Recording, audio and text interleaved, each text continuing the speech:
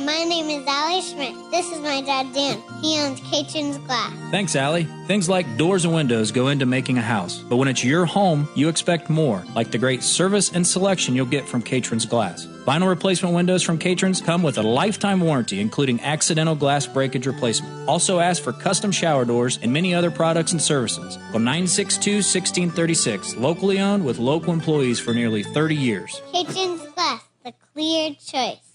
I want to share something that's become a big part of the BeTempered mission, Patreon.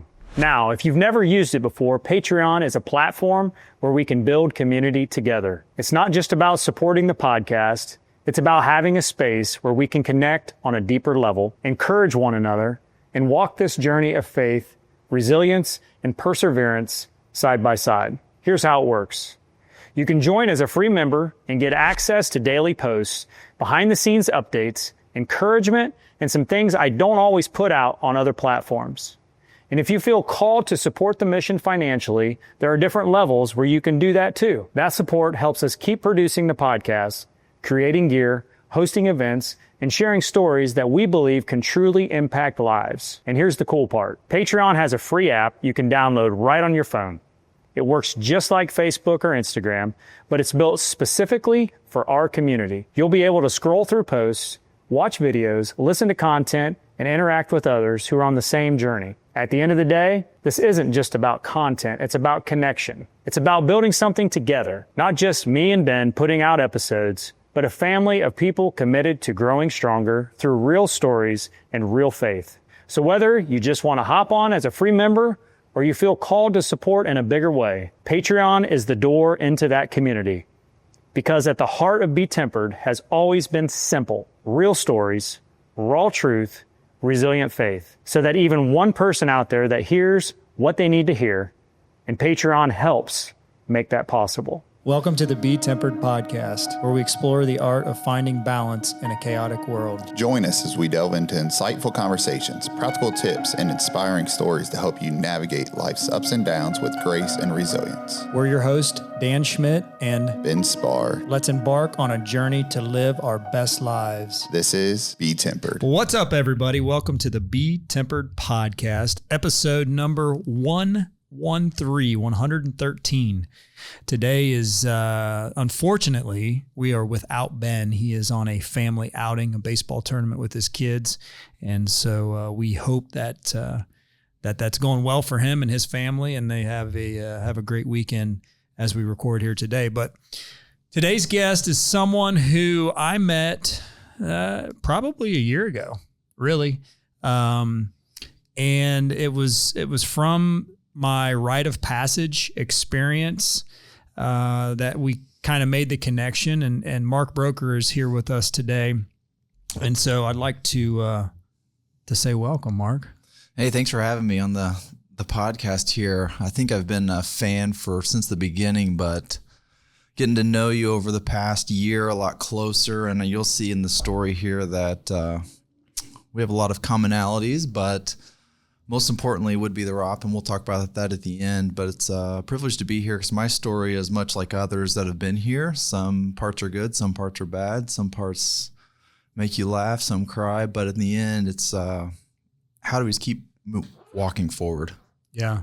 Well, and that's what's, this is really unique for me as we were talking here before we went live. The rite of passage was just a life-changing event for me. That was, for those that don't know, is a 24-hour trek in the mountains of North Georgia with some Navy SEALs. And for me, it was a group of 18 men that from all over the country, and had an encounter with Jesus there.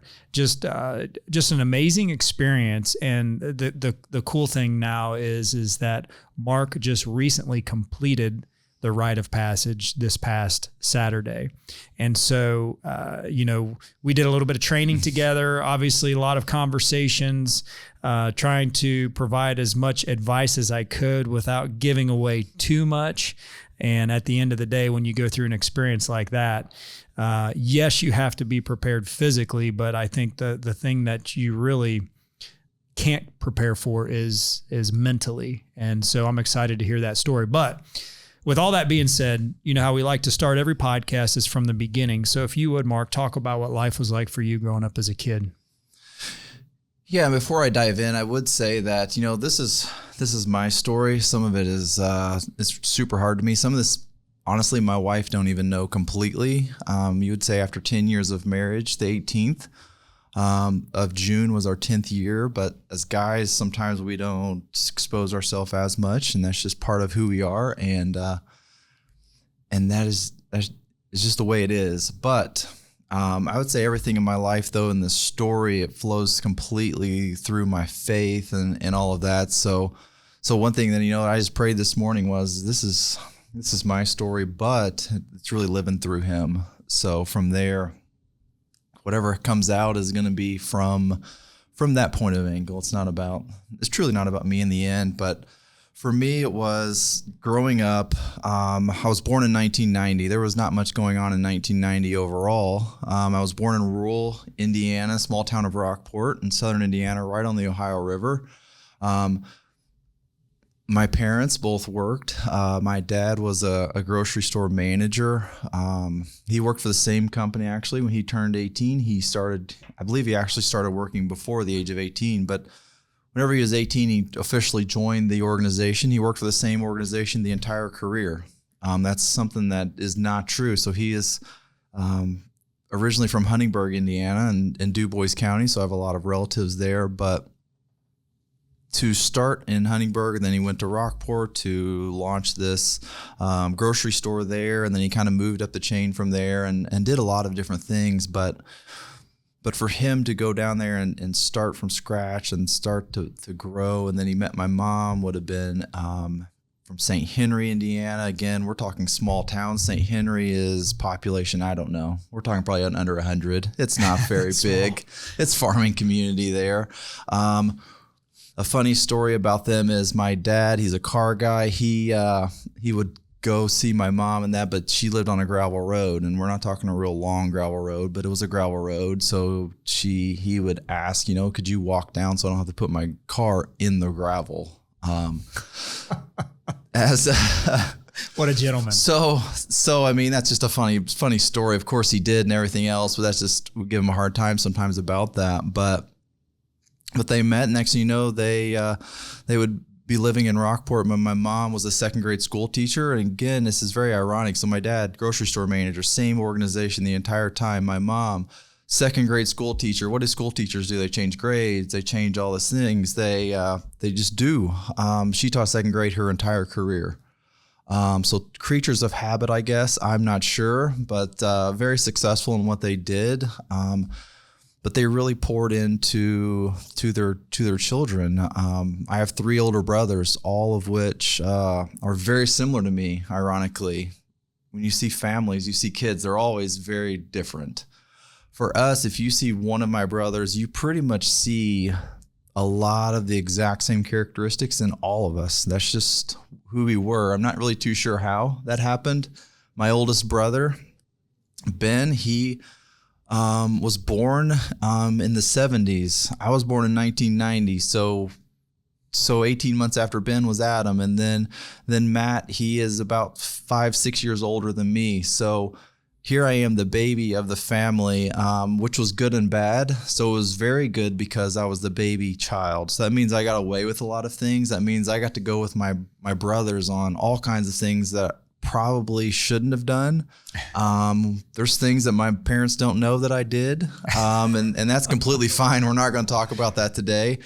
But it was a blast being able to do those different things with my brothers, whether it was four-wheelers, whether it was just doing different things with their friends. I will say one time I learned how to swim was my brother, Matt, who is the one closest to me. I said, hey, I need to learn how to swim. And then from there, he's like, well, yeah, you just get in the water, you move your arms, you move your legs. This is easy. So his friends, they just threw me in the pool. Next thing you knew, I'm like fending for my life. Not really, but it's what it felt like. And that's where I learned to swim for the first time. So it's just things like that was incredible growing up. And that But what was interesting, and I look back now on that time, is how much time we truly spent as a family. So my dad worked, I would say 7 days a week, not all hours of the day, but 7 days a week, because he had to go in, he had to check. So if it's Christmas Day, store's closed, but we as a family would go in and make sure the freezer section was good, the refrigerator, all those different things. I could remember a snowstorm came. Everybody's playing out in the snow, and we just got 2 foot of snow. And the night before, my dad said, I'm going to yell up at you probably super early, and I'm going to need you to come in and help me. And I was like, help you? I've done this 100 times. What are we going to do? Like, it can't be that bad. Well, we got, I don't know, like 30 inches of snow. This is not normal in southern Indiana. We did. And then my dad and I, we actually ran the grocery store for like half the day till the staff came in. And other times on Christmases, you know, as a school teacher, we would go with my mom. We would be in the schools. Of course, we had free reign when it's after hours, no other kids in there, or teachers. So we would play games. We would do all kinds of different things within there. So really amazing times growing up overall. But you don't see the sacrifice as much until you get older, until you have kids. You don't see the sacrifice that they drove the same vehicle the whole time. And as the baby child, I didn't really see it as much. My other brothers were older than me. But just to see that was remarkable looking back now. Looking back now, you can see why they did what they did when they did all of the different things, why we didn't have everything every single time like the others did. But also during the time of growing up, my brothers moved out. They went to college. So then I was the only one at home. So I got to spend a lot of close time with my dad and with my mom, which is very unique compared to my other brothers. So I have a unique bond that way. But we grew up on Highway 66 in Rockport there, just outside of town. We had a cornfield behind. We had a row of houses on the right side if you're leaving town. And down that road, we had a group of houses, and there was a group of us kids, and we still talk to this day. The Highway 66 group. I have a Highway 66 state, the highway sign hanging in my garage from that. Legally. And then, I don't know how they got it. I got it at my wedding. So don't worry about where it came from. It came from somewhere, but we played so many games of baseball, of basketball, of you name it, all different kinds of things. We swam a ton, just to be a group of individuals together. And then we went just this past year, we went on vacation together. We took our families. So, and then ironically, 2 of them are named Ryan, but Ryan Parson and Ryan Nowak we're super, super close still. And just what all of us have kind of went through in our lives is just the group of people that is really hard to come by. You can call them, you can talk to them anytime. Sometimes we go to concerts. Sometimes like every Thanksgiving we get together, we hang out, and just laugh about the past, but then talk about what we're doing and moving forward in that. So incredible times with that. But as I was growing up, though, just a few things that really changed, I would say, my life and overall. Number one would have been like 9/11. 9/11 was the first time I saw my parents look like, what are we going to do? The good thing was, as a school teacher and as a grocery store manager in those 2 types of businesses, people are always going to have to eat. People are always going to have their kids go to school and that. So it wasn't about that. It was more about just that uncertainty. Right. I absolutely remember coming home and my parents saying, you're not going anywhere today. You're not going down to your friend's house. Like, we're going to stay home. We're going to eat dinner. We're going to watch the news. We're going to see what happens. So you would have been here. 2000. You'd have been 11. Yeah, I was in 5th grade. 5th grade when that happened. I was like, the news comes on all the time. I still watch the news somewhat, not as much as then. Last few years has been less and less, but we were a house that watches the news every night when we eat, and that was just a common thing. But to see their look on their face, their demeanor. It was like, this is really serious. Then you actually watch it when ESPN, and I can't watch sports, and it's that's a whole different ball game overall. You just knew it was serious. Yep. There was something going on. You may not have quite understood what it was, but you could just tell by your parents that it was. Yeah, absolutely.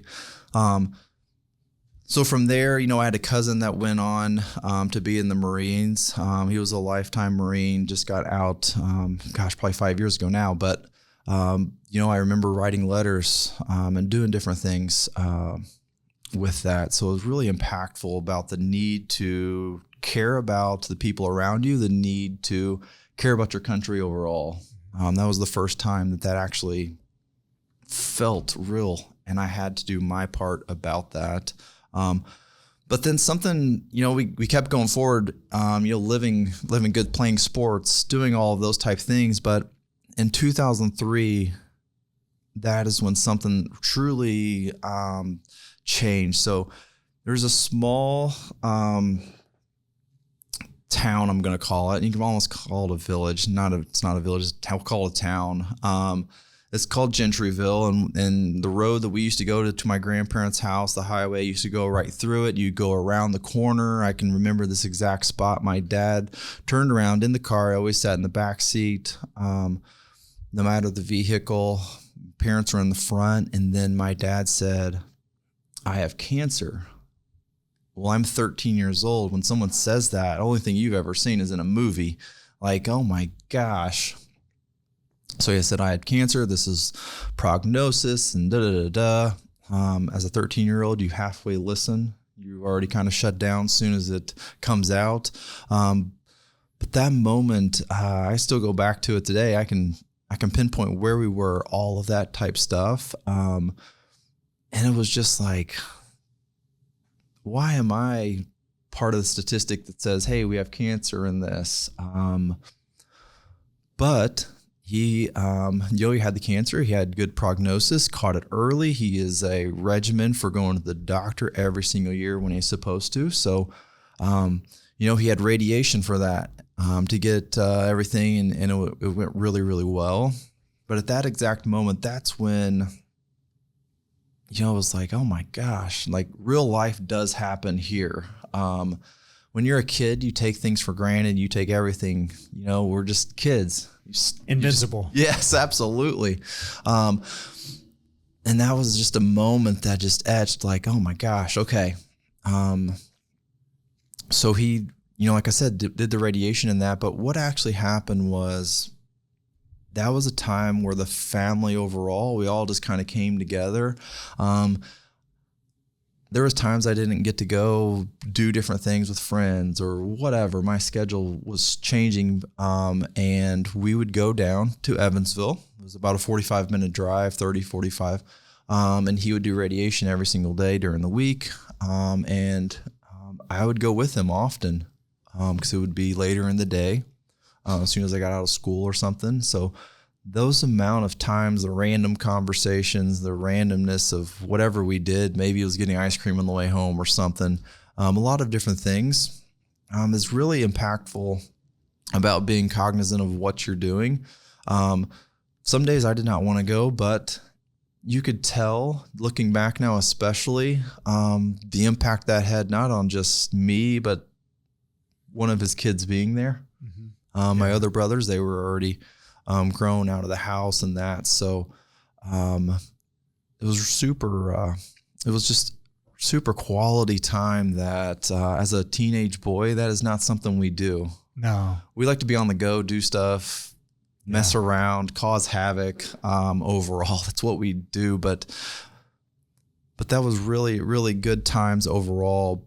And then to be able to go through that and then to get out of there and have a good prognosis and be completely fine, cancer free and all that was just a remarkable time overall.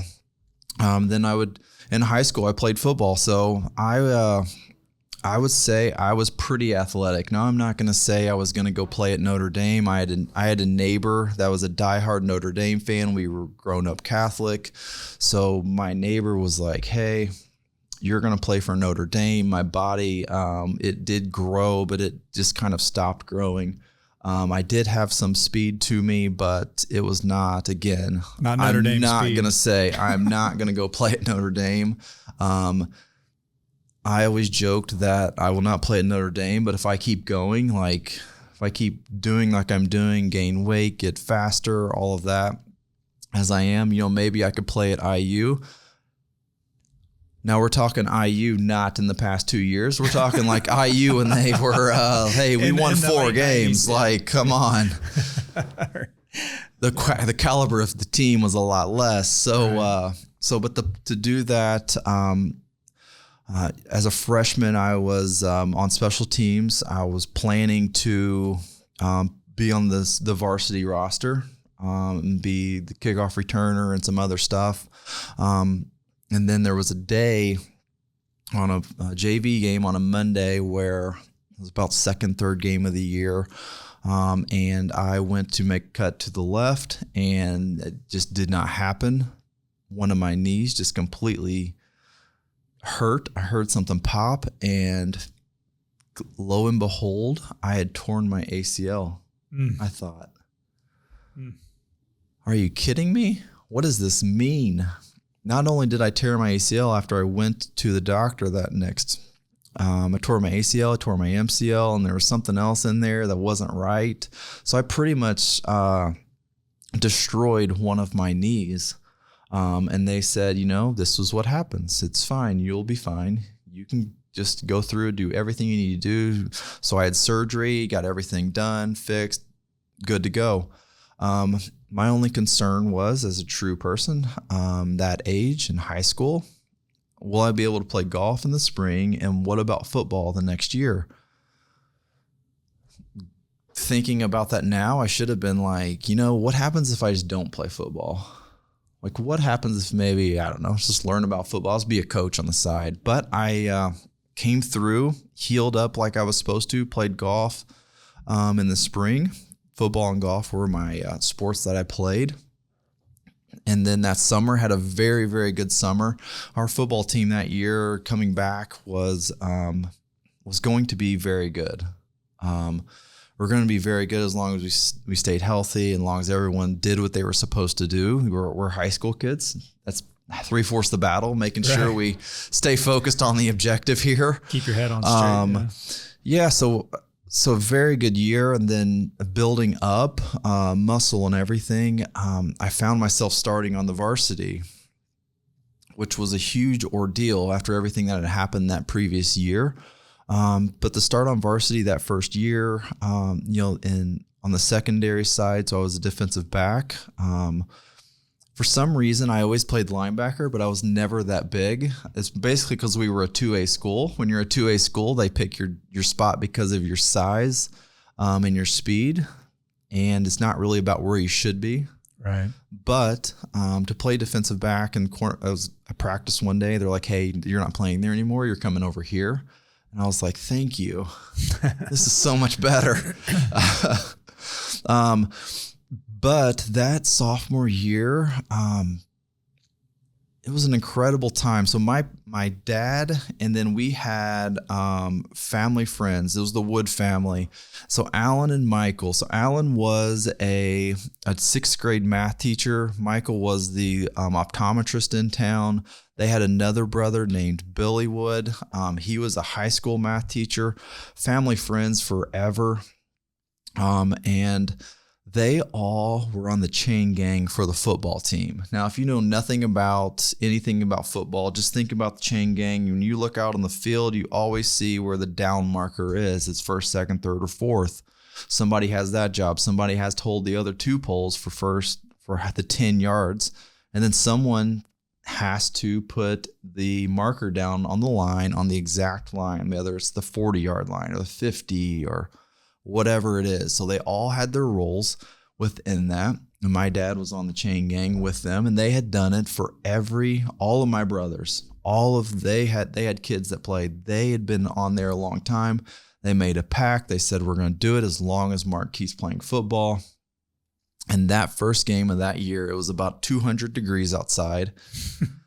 We played against Owensboro Catholic, and they had a wide open spread offense. And I will say they were ranked top 5 in the state of Kentucky, roughly the same size school at that time.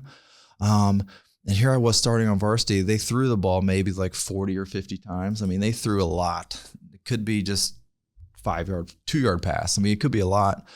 And that place was packed that night. It was a home game for us. Again, super hot. All the news stations were there because we were pretty good that year as well. Lo and behold, we beat them that night, and our defense, though we took pride in on that side of the ball, held them to next to nothing that night. And to be able to win that, it still sticks in my memory because it was just one of those games where I was like, you know what, when we all work together and it comes together, we're going to be pretty good. Right. Now, we had some lapses, of course, across the year, but we ended up having a really strong year. And that year I had 6 interceptions. I could tell you every one of them like any person could in any sport in high school, and tackles. I don't remember how many ever I had, but it was super fun to be around that group of guys for that. And we ended up, not winning a section or anything, but we had a winning record. I don't know, maybe like 8-3 or something. I don't know what the and this is your sophomore year, but this was sophomore year, yeah. And I say all that is because next year, my junior year, it was about the second game of the year. I tore my ACL again, different leg. 3 years of football, 1 very good year, 2 years stopped because of a torn ACL. And you would think I would have listened to anyone, and they would have said, it's okay, Mark, you can stop playing football. You can stop playing. I kept playing for some reason. I'm not too sure. And then rehab, did the whole thing again. Senior year came. I was losing speed at this time. I was not nearly as fast as I once was. So then I was, of course, defensive back, did that. They didn't move you to the D-line? They almost should have. No, I wasn't that slow. Geez. Easy. I was a D-line. But we had a good group, for the senior year. And, overall, we had a pretty good year. But lo and behold, my senior year, playing against our arch rival, Harry Chills, they're a 3A school. We hadn't beat them since like 1990 or something. Super long time. We did not win that year either when I was a senior. But I remember a pass coming out, and then I made a break on it, and my knee hurt. But it didn't hurt like the past ones, but it hurt. I would go on to play another quarter and a half of the game. And then after that game, I was like, something's just not right. Lo and behold, again, what had happened, I had tore my ACL in my first leg again. So 3 torn ACLs in 4 years. I had to go through the rehab process, all of that again.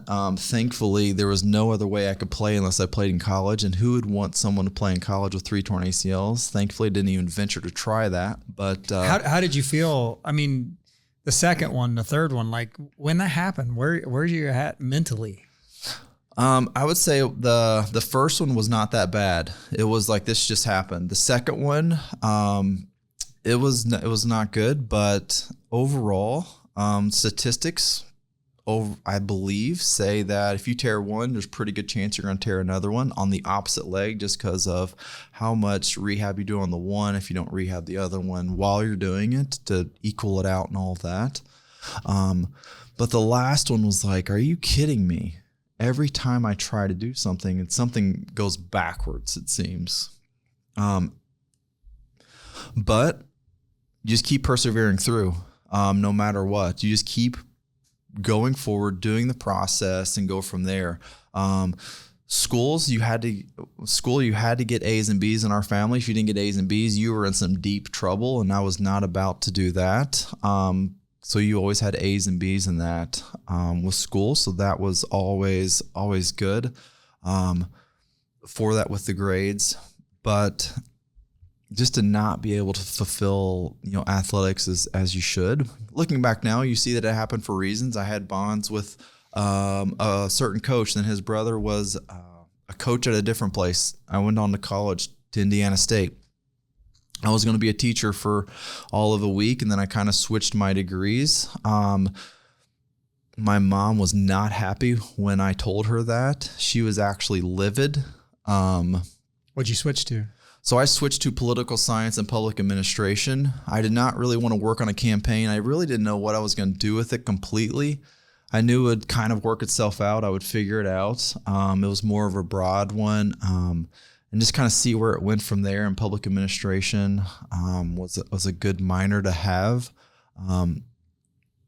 And it was just an incredible time at Indiana State. I still love going there. I have a niece that goes there now. I've had certain interns at work, and they've actually gone to Indiana State. I think it's because I just kept telling them, like, hey, you need to go there. But it's an absolutely incredible place to go to college. It's small enough that you're going to know a lot of people. Your teachers your professors, they're all going to know you.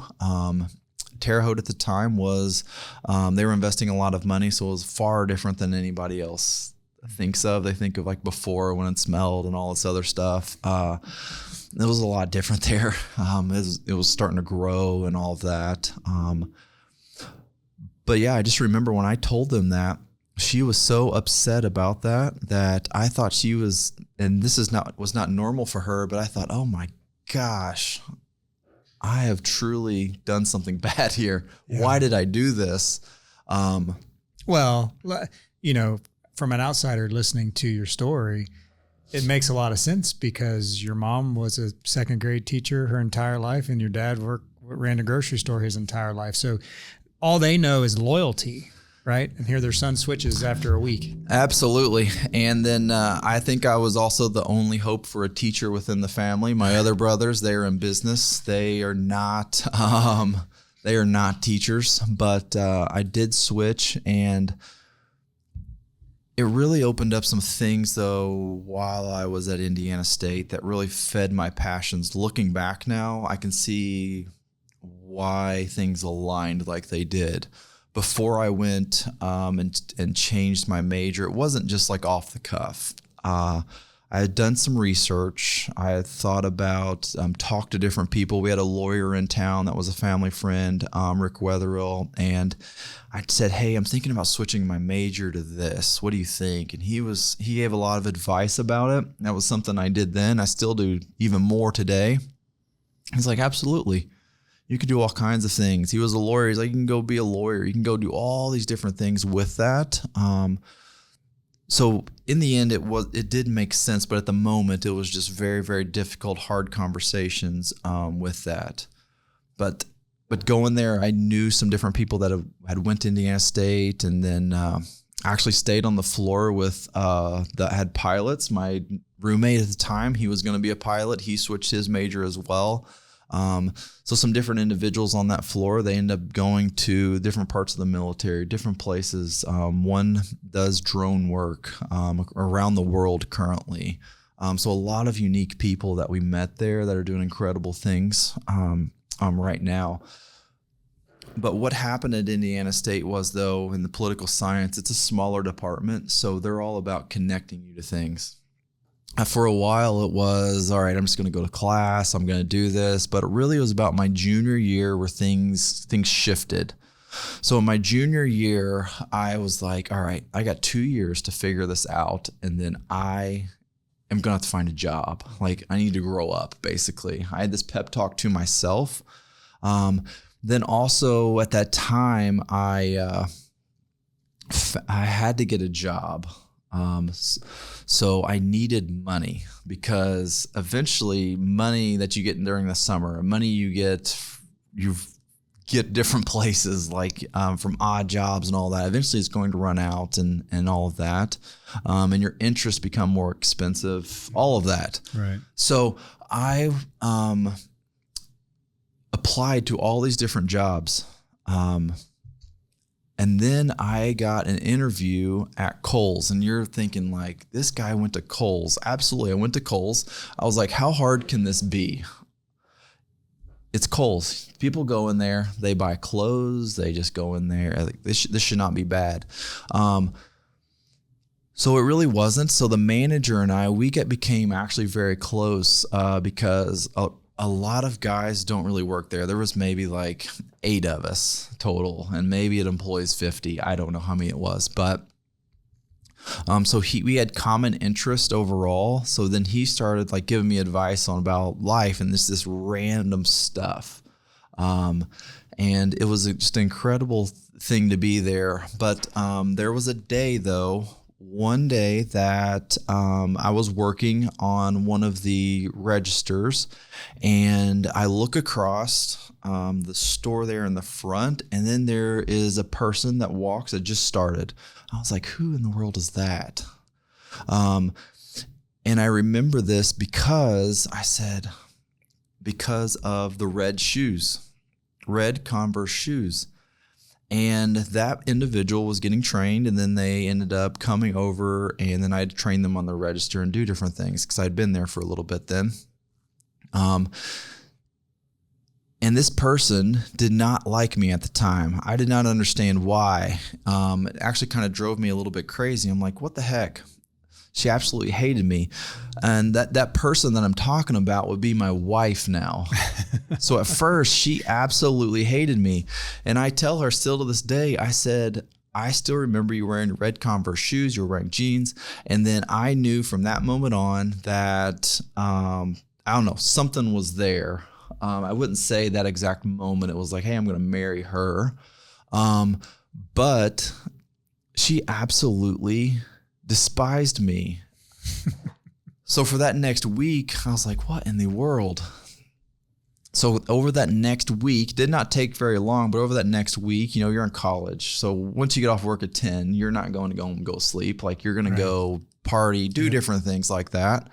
So I said, there is no way you will make it to midnight. What is your phone number? I have to text you to see if you're still awake. She's like, oh yeah, I will definitely be awake. It's still at midnight. That's only like so many hours from now. She got off before me. So I did. And then I would like to say the rest is history. Her mom would say that, that's the same way I felt about your dad at the time. And she actually did say, hey, you're probably going to marry this person. But the rest would be history. From that moment. So she despised me, and then come to find out a week later, She loved you. Text her at midnight and she was awake. And then from there, it just kind of progressed on, and then the rest is history from there. It just took a little bit of manipulation to say that, hey, this is not so bad or any of that. Like all you got to do psychology. is just the talk. But the unfortunate thing in all of this is, so we were dating, and then a few months after we were dating, my grandpa died, and I got tasked with speaking at his funeral. So here we are, Catholic. My wife was not Catholic. First time she meets some of my family. First Catholic funeral of her life was my grandpa's. Now, if you are Catholic, you understand, like you stand up, sit down, the whole get up with that. So she had a quick tutorial in the moment of how to do this, sitting next to one of my sister-in-laws. That's a unique time to meet the family. That was, yes. So he was in his 80s. My grandpa Hull was an incredible person. He watched the news every single day. He watched the Lawrence Welk show. He had a garden. He was all about telling stories. He was a World War II veteran. He was a Purple Heart recipient. Just a lot of things. If I could go back, it'd be like, tell me some more of your stories. Just tell me about that, Tell me about the time you were in your tank and you were doing your job out there from that. But to be a Purple Heart recipient and everything about that, he loved his family more than anything. And that was just an incredible thing. And to be able to speak at his funeral, can't really remember exactly why I got tasked with that. Probably was the political science. All I did was talk in class, give speeches and all of that stuff and learn about government and that. But we always had that that special bond there. And then also during that time frame in college was really super fun because of a coach that I had in high school. His brother coached high school football close to where we were, and they needed a coach. So I was like, absolutely, I'll come coach. And then so I coached defensive backs and running backs. And then lo and behold, we did go and win a sectional championship in 1A football, the first one in a long time. So to have that success, to win a sectional championship for that community of North Vermilion and Cayuga, Indiana. Again, Cayuga, we're talking 1A football. You can imagine the size of town. Very small. But everyone knew everyone, and that was super fun to be able to do that for the community. And then overall, just to be the coach and do that, I say coaching and winning is far more fun than when you're the player. Because you get to see the entire team, their expressions, and they're going to remember that the rest of their life. Yeah. I have some players that still to this day on my birthday wish me happy birthday. Just some great times and experience there with dealing with parents. And then, when you're playing 1A football, sometimes you get absolutely your doors beat because you are not up physically with the next one. Right. And you have to learn to deal with that, move on, but would not take any of that back for a second. It was a great 2 years of coaching there in the fall. But then also, right there, now I'm getting close to graduating, so I still have got to get this figured out. What am I going to do? So taking the classes, understanding, I then learned hey, if you actually talk to your professors, they will give you a lot of wisdom. Michael Chambers at Indiana State, I started getting a lot more close with him because he had just this wealth of knowledge. He'd been around the world. He got his doctorate degree in China, and just all this knowledge. So I spent different classes with him. I would usually pick his classes if I could, but I took a class on China and the economy and all of that. What that then led to was I found myself with the opportunity to go to China. So I went to China in between my junior and senior years. I taught myself how to use chopsticks off of YouTube about 5 minutes before we had a tutorial the few weeks before we went to China. Because I did not want to be the only one in this group. There's 18 of us. I didn't want to be the only one that didn't know how to use chopsticks. So I learned how to do those. I loved Asian food, loved Chinese food, all of that. I loved it. And different cultures. I love that. And I still to this day, if you could let me just travel and go see a different culture, I am all in on that to learn about what they go through. Right. But to go there with that group, so we went with the professors, and I think there ended up being over 20 plus of us. I had never been on a flight that long. Longest flight I've ever been to was Florida.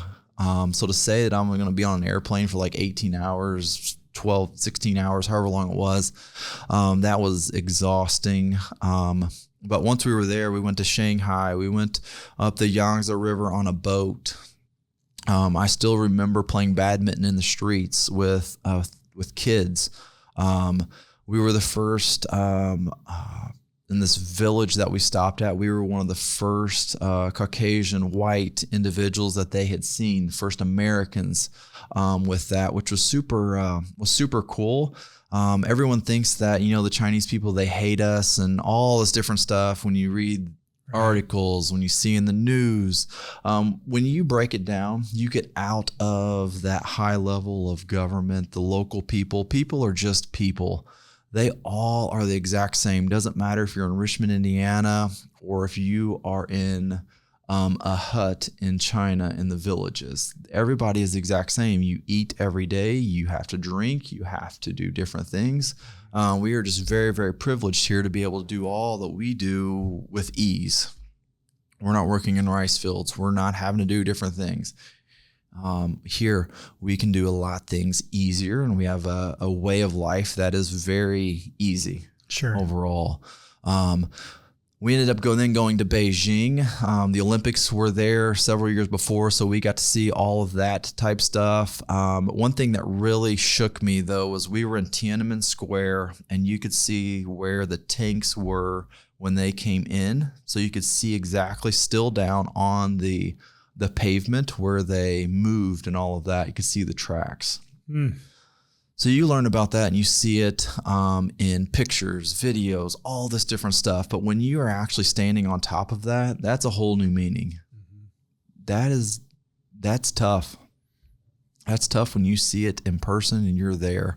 Makes you a whole different feeling overall. Gives you a different perspective. Absolutely. Yeah. Absolutely. And then from the different cameras and all this different stuff, like you mind what you're doing there. So it was a great trip to learn and do different things. But in the end, it makes you realize how good we have it here, honestly, how great it is. Yeah. Does not matter, honestly, where you're born. Doesn't matter your parents. Doesn't matter any of that. Here, you can pretty much do anything you want if you work hard. Yeah. If you put in the effort. Sure, some people get dealt bad cards, bad hands, I'll say. But there's always a way through hard work, diligence, and doing things that you can basically be anything you want. That is not the same when you go over there and to different foreign countries at all. But I ended up coming back home from that. I graduated. We then, not we, but Megan got a job in Louisville, Kentucky. So then I went there after college. But one thing I did as soon as I pretty much graduated, it was maybe a month later, I did go ahead and then start working on my master's degree in human resources. So okay. I just fell in love with human resources, fell in love with people and that aspect of it. And I go back to what is teaching is dealing with people, is dealing with kids, political science, any occupation with political science, it deals with people, deals with interactions. Public administration deals with people, interactions, policies, all of that. Human resources, it's the exact same thing. Right. It's just a different title. So to get my master's in human resources was a big thing. Megan also got her master's actually at the same time. So nothing like working full time, having two individuals getting their master's degree online at the exact same time. It was a blur there for a few years, but it really taught you a lot of things about hard work, about when you focus on something, you can really achieve it. Yeah. With that. In Louisville, though, I needed a job, so I actually joined the organization that Megan worked for in long-term care. I didn't really choose healthcare at all. I wanted to work for a large organization. I thought, how hard can this be? I'll work for a large organization. I'll climb the ladder. This will be good. I've seen this done with other people that I know. We can do this. So I started the job. I started in staffing for all of the nursing department there, staffing, ordered supplies, did different things. Year later, got a promotion, went to another facility. Year later, went to another facility. The third facility there, we had over 200 employees at one long-term facility. We're talking a big organization. I'm doing HR, doing payroll, all those type of things there.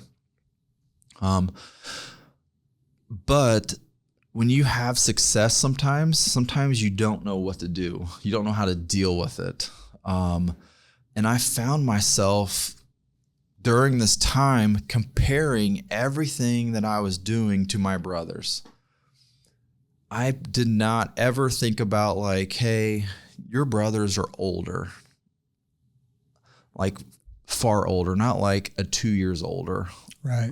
Two of my brothers were significantly older.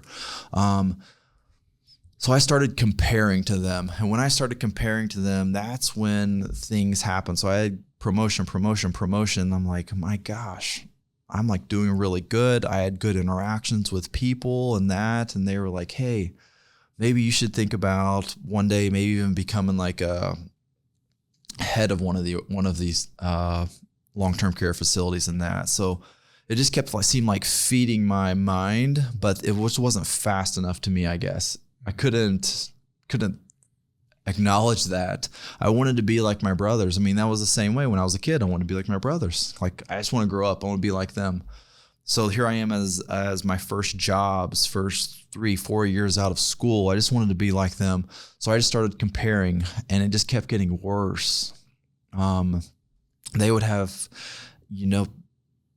cars, houses they've bought. They've had all these different things. They're being successful. And nothing bad against them at all. This was completely Mark just in my mind, just going through this. And then it really found myself, next thing you know, I'm like working nonstop. And then one thing led to another. And then I started drinking. So I never really truly drank a lot. But during this season, I'll say, I would come home. It would be nothing for me to drink like a bottle of wine in one night. Like, wouldn't even think about it. I would just do it. I'll be sitting on the couch. I'll be watching sports or whatever it was. It would be nothing. And I don't really know why wine was the choice.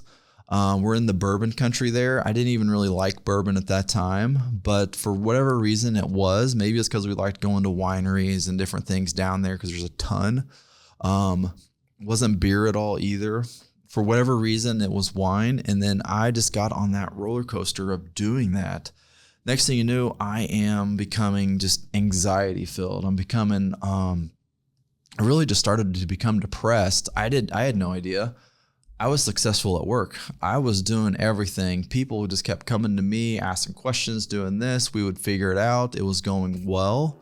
But Megan's like, what are you doing? Next thing you knew, I would wake up some mornings. I would wake up with a headache. Of course, you just drink like a Diet Mountain Dew or just drink some caffeine or something. And then you were good to go. And one morning, I just remember I was sitting in our living room that we rented a house in Louisville. I just remember sitting there. We had our dog named Breeze. And he would always sit beside me. And one day I just started crying. And I'm like, what is going on with me?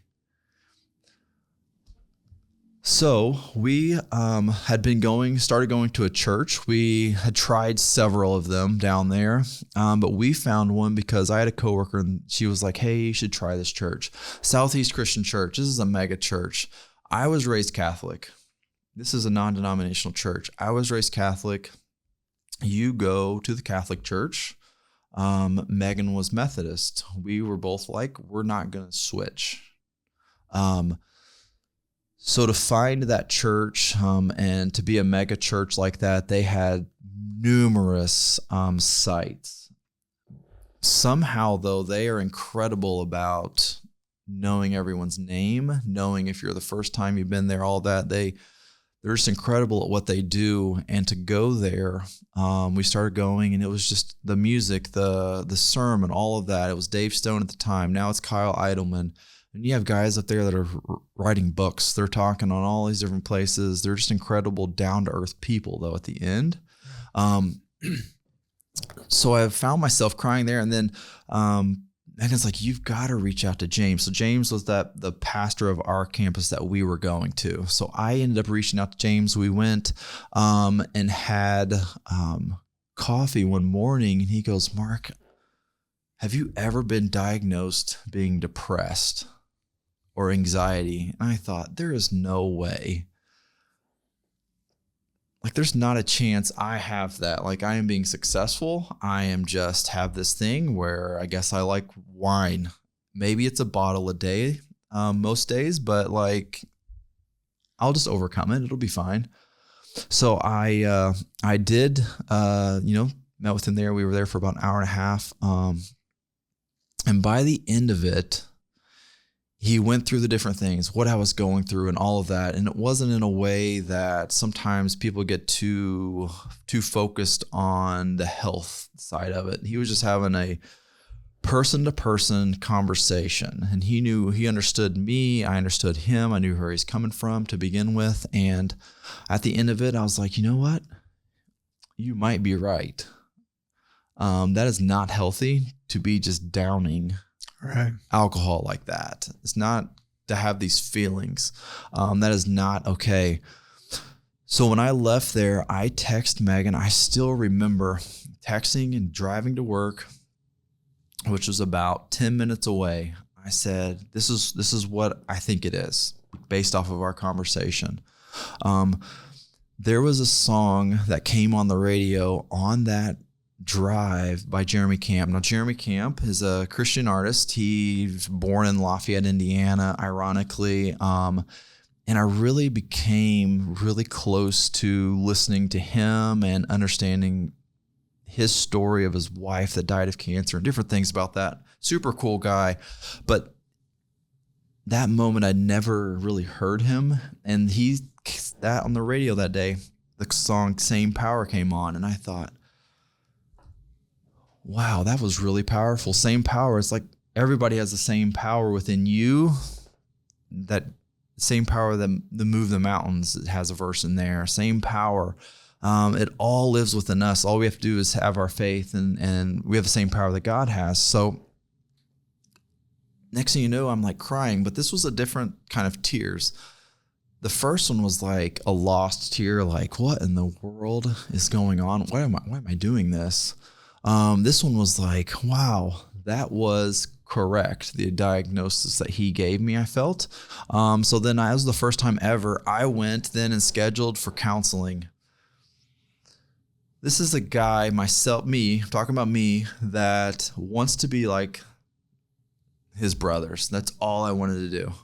I wanted to be so my parents were happy, proud of me. That's what drove me. And then here I am going to counseling. So I never told anyone this except for Megan for several years. But I would end up going, I think it was like 3 or 4 times to a Christian counselor. It was part of Southeast Church. Went to their main campus, did this 3 or 4 times. And it was the most remarkable thing that happened. It was a complete shift in my entire mind. Drinking was no more like it was. It was understanding like, yeah, you have these feelings. You need to go run. You need to go hike. You need to go do stuff. So Megan and I, in Louisville, actually, right after that time, in that window there, we together in 1 year ran 1,000 miles together.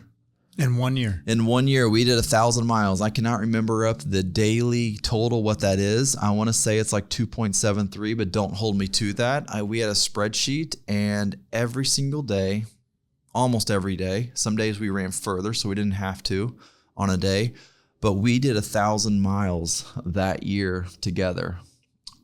We always did every mile together. We never ran separate. So number one, that helped our marriage that would be to come. We weren't engaged yet, but it helped that. And it was just time together. And it was time, our dogs would run, the majority of the time with us. And it was just a complete mind shift, that happened there. It was no more depressed. It was more like, hey, we're going to go run.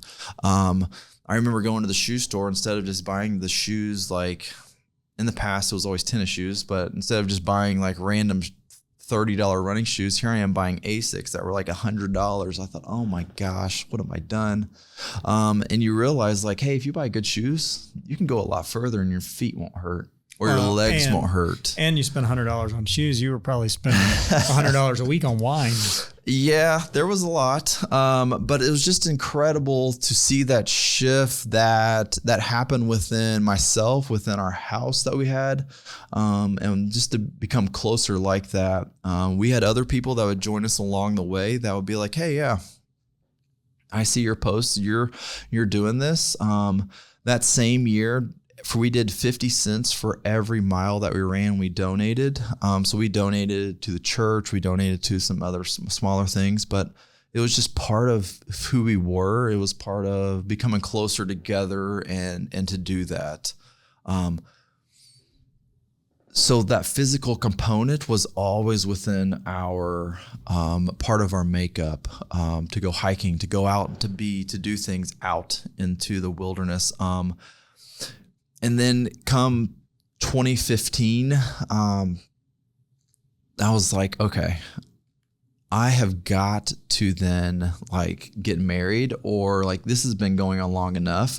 My brother Adam, I think he didn't propose for like 10 years. Not really. It's a joke. It was like a long time though.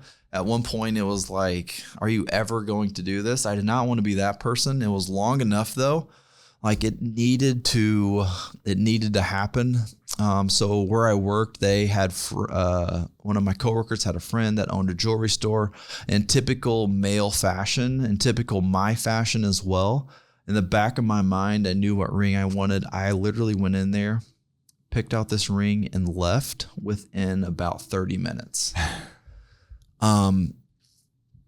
Megan laughs about that because she can absolutely see me doing that. Right. I had it in the back of my mind, and when I go shopping, like we're going to buy, we're gonna do this. Right. So that summer we ended up going to Florida. We had a trip coming up, so it was a few months before that. I was like, all right, I gotta go. I gotta do this. I get this, so that way it's ready to go. And then we were gonna drive down to Florida that summer and camp out and do different things down there. So the real funny thing is, there's two funny things with this ring. The first one is I almost forgot it in Louisville at our house. So we were about to back out, and I thought, do I have this? Do I have this? Oh, shoot. I don't remember putting that in there. Sure enough, did not. So I said, hey, I forgot a pair of socks and something else. I got to go back inside and get it. That was not it. I did come out with a pair of socks, and I think it was a shirt or something that I wanted. The ring was inside of that, and I stuffed it in a pair of shoes that I had. And otherwise, I don't know what we would have done. Right. We'd had to go to plan B, C, I don't know. So we get down there in Florida, camping along the beach there with some of her relatives and her parents. So it comes the day of, and we're going to do this. All right. So then I start pacing around, and then she's like, what is wrong with you? Why are you pacing around? I was like, I don't know.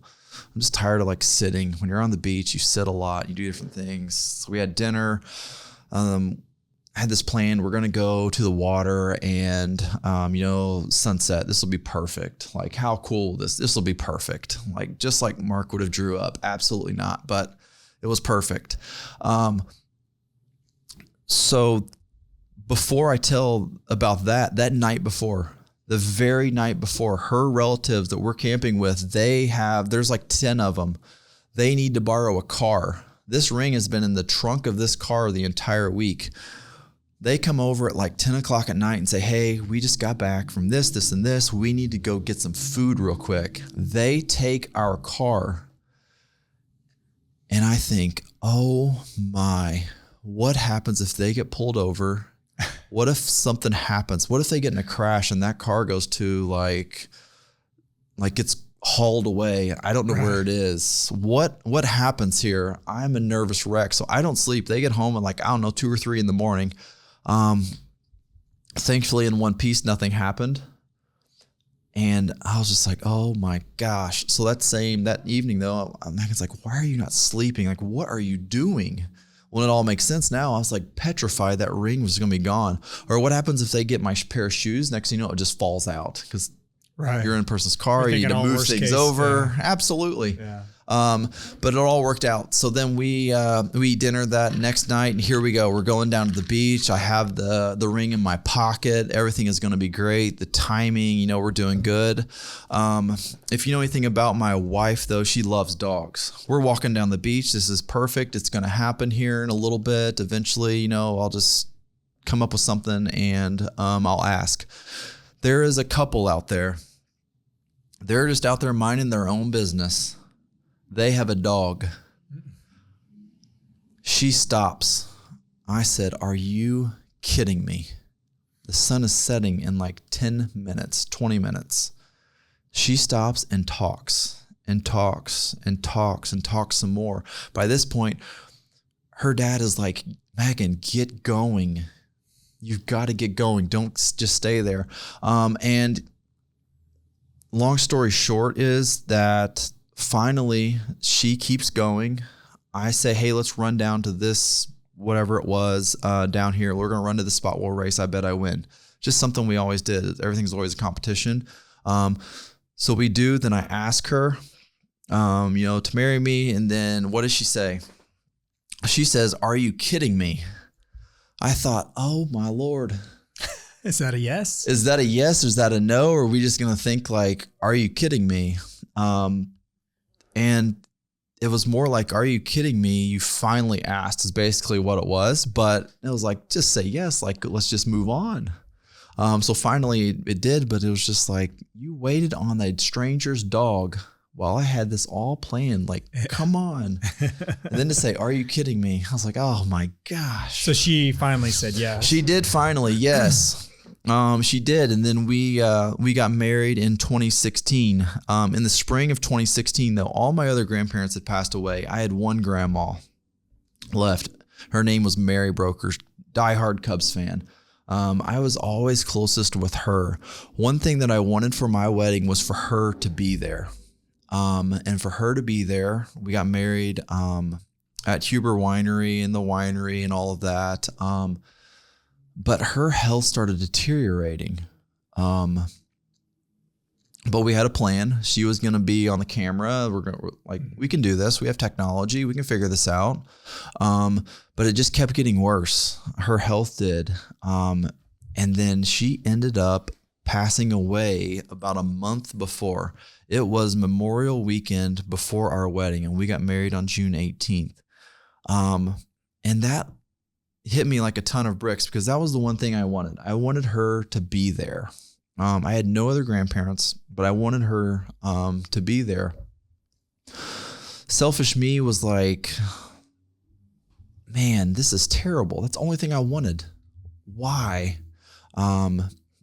And then eventually over time, the closer the wedding got, the more I realized that, she was going to be there and actually be there. Right. Before it was just going to be a video or, her health was deteriorating, all of that. That month before she passed, it was about 2 weeks before, Megan and I went and visited her and, we had a good conversation and talked and all of that. And then I knew though that look that she gave me, like that was probably gonna be the last time I talked to her. And the more we got closer again, the more I realized that she was just there. Like just things happened and I noticed that she was there completely.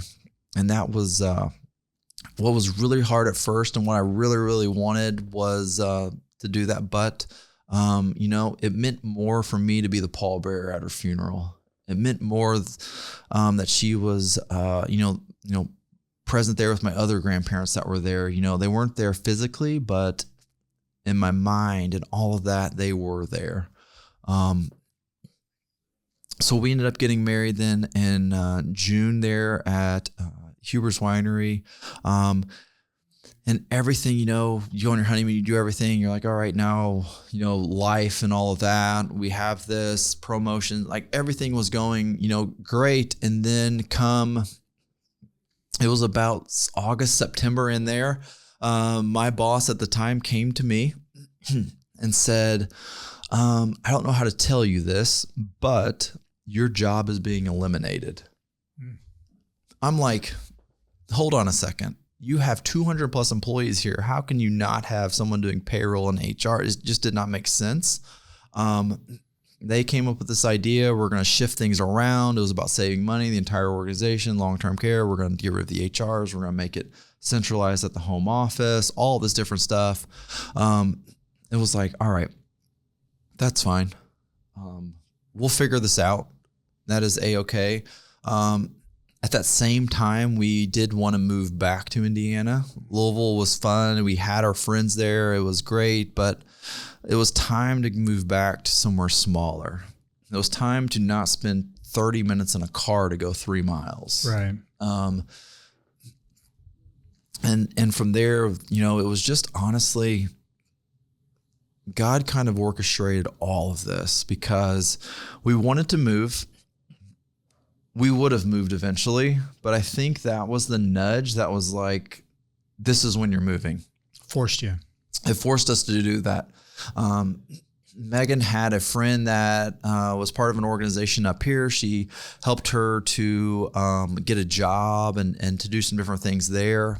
But I'll have to admit, there is something about, when you create in your mind what your life is going to look like, getting married in June and moving in with your in-laws in September, October, that is not on the bingo card at all. But you were forced, and there you are. We were forced, but yeah, that was not on the bingo card. Talk about your dignity and then reversing back, saying, all right, we're going to figure this out and all of that. And of course we did. It all worked out completely fine. A few months later, it took some time for me to find a job in human resources and different things. I could have had a job a lot of places, but I didn't want to just get a job then leave it. Right. So I ended up getting a job in the auto industry in HR. Found out after a year there was a lot of things happen. The plant's manager who was in charge of the whole plant, he ended up committing suicide. I opened a program there basically that we were going to get drugs out of the entire place as well. So we started randomly drug testing. We had a lot of like agency and temp type workers, and that time I was there, we went from like 75% temp down to when I left that we had one temp employee total. So it was a lot of good things happened there, a lot of success. But the auto industry, it's all dictated on orders. It's all dictated on a lot of different things that come into play. So you can have a really, really good time, but then next thing you know, your time is not so great. It just ebbs and flows. And the auto industry is a lot different than healthcare. Healthcare is just different. Sure. Having conversations with people in the auto industry there's different people. Right. They want to come do their work. They want to go home, live their life, do their things. And that's A-okay. I did move back into healthcare though. Because that was just showed me that was my passion.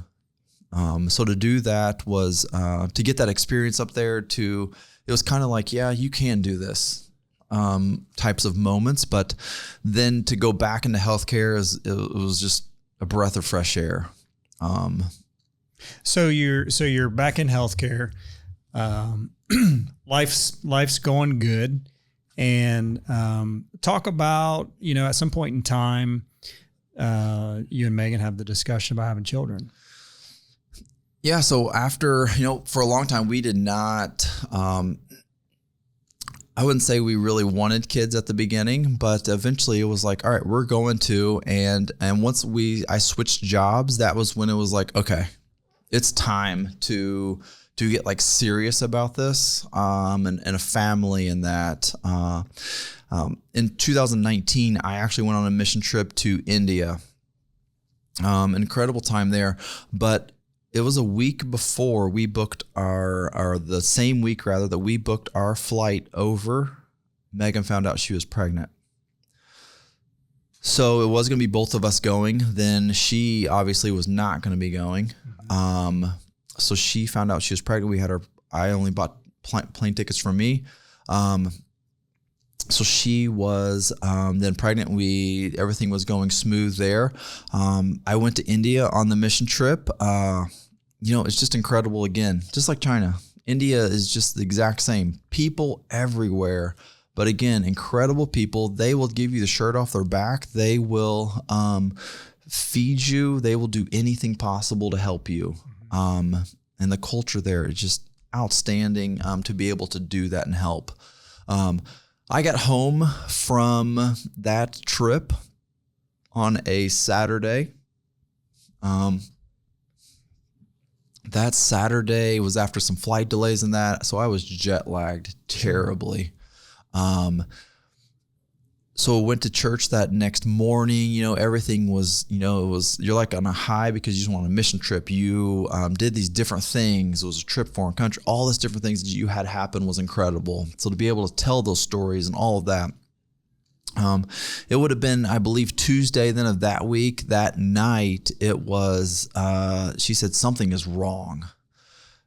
And I thought, oh no, it's not. It's like it'll all be fine. It'll pass. And then it was about an hour later, and it was like, no, something is not right. And then next you know, it was bleeding, and there's different things that had happened with that. I ended up having to go to Walmart to do different things. So if you've ever been to Walmart at 2 a.m, that is a whole different experience, especially when you're jet lagged. Yeah. You can't exactly ask anyone for help because there's only like 2 people in the store, and you don't know. So I was there completely still jet lagged, completely, trying to just figure out what I need to do here. So I ended up getting what she sent me to go and to do and get for her. And I came home, and then, we still didn't think it was a miscarriage though, because everything kind of stopped. Everything kind of was like, all right, did this just was a fluke thing? I mean, sometimes that happens. It's the human body. The human body does weird things. But that next morning, I had been to work for maybe an hour. She calls me. Next thing you know, I am going home, rushing home because we're going to the emergency room because it just was deteriorating overall. I still to this day remember the smell of that in the emergency room, and that room we were in. It was about the 6th door on the left when you go in. I remember the doctor that came in. I remember the nurse. I remember the next one that came in. I remember when they were like, hey, we were off to check, blah, blah, blah, blah, do all of this. And I said, time out. I don't like the whole blood that bad and all of that. And like, I don't want to be the guy that passes out. So hold on a second here. But then after some testing and different things, they said, it's a miscarriage that's happened. And the first one, it's like, it just happens. It's like, all right, we're part of this statistic now. This is what happened. She ended up having a DNC for that first one. But I just remember sitting up in the waiting room, called my parents and different things, but it still was like, it happened. We're going to move through this. This is honestly more common than people think. And from there, we're going to be able to move on. Typically you have one and then you have a child and different things, typically it's A-okay. Did she feel the same way? So she took things, tough, and that, but also it was very much, it's kind of like our mantra. It is, we're going to get through something. Hard challenges are going to come. We're going to get through it together. We're going to proceed forward. And it was very much like that together. It was okay. Our doctors, they said, hey, this is the percentages. After this, this is the chances, And it's like, okay, that makes sense for that. So leaving the hospital there, it was not a, nothing. It's the hospital and that. It's just not a good experience. No one wants to be there for that. No. I didn't want to spend my time there. My wife didn't want to spend that. But to see your spouse helpless, I think that is the worst part of it all. After the surgery, after that, we're going home. And then when we're there, people came to our house absolutely completely fine. We still do this today. Everyone, come to our house. It's completely fine. We love having people over. But they made a beeline to Megan. And I am like, I just had a loss too. There was a moment that evening, that night, later in the night, where I just went to the bathroom. And I think everything had finally feel it now. And I just remember being in there and I was just like crying. And then it was just painful there. But again, though, it was, you got to be there for your wife. You need to be there for your family. You need to be there and keep proceeding forward. And together we absolutely did. And we're like, okay, everything, healed and all of that. But from that point was like, men sometimes have this with a miscarriage that it's always the woman. And absolutely, I am not saying it is not whatsoever. They have an absolutely horrific time. That is their body and all of that. But for the dad, it can be brutally hard as well. And it just kind of comes in waves. And you're trying to to be the strength for your wife. Yeah. 100%. Absolutely. And then after that, we ended up having another miscarriage. It wasn't, it was several months later there, same year, but we had another miscarriage. It was super early on, which is, again, it's more common than people think. Mm-hmm. So to have that super early, it was like, oh, okay. That's just part of it. But then when you have a third one, it's kind of like still super early on. That's painfully hard because now the third one, we then had to make a decision. Together, we decided either we need to go do testing and figure out if there's something wrong or we need to not. So together, after kind of discussing this and that, we made the decision that right now at this moment, we had one that was pretty far along there, still first trimester, had a DNC, two that were really early along. We made the decision, and really our decision was based upon, I think, we don't need to do that. So we decided that together. We decided, those were the last two were just flukes. We didn't want to have someone carry that burden to think that their body was broken or Right. It's not broken, but that's what you think. That's the human nature. Think that it's wrong. It's all their fault. So we made that decision to proceed forward. We bought a new house, moved to there. Everything was going, was really good. Then we had our fourth time being pregnant, and we're like, okay. And for whatever reason, I thought for certain this was the one where we were going to have it.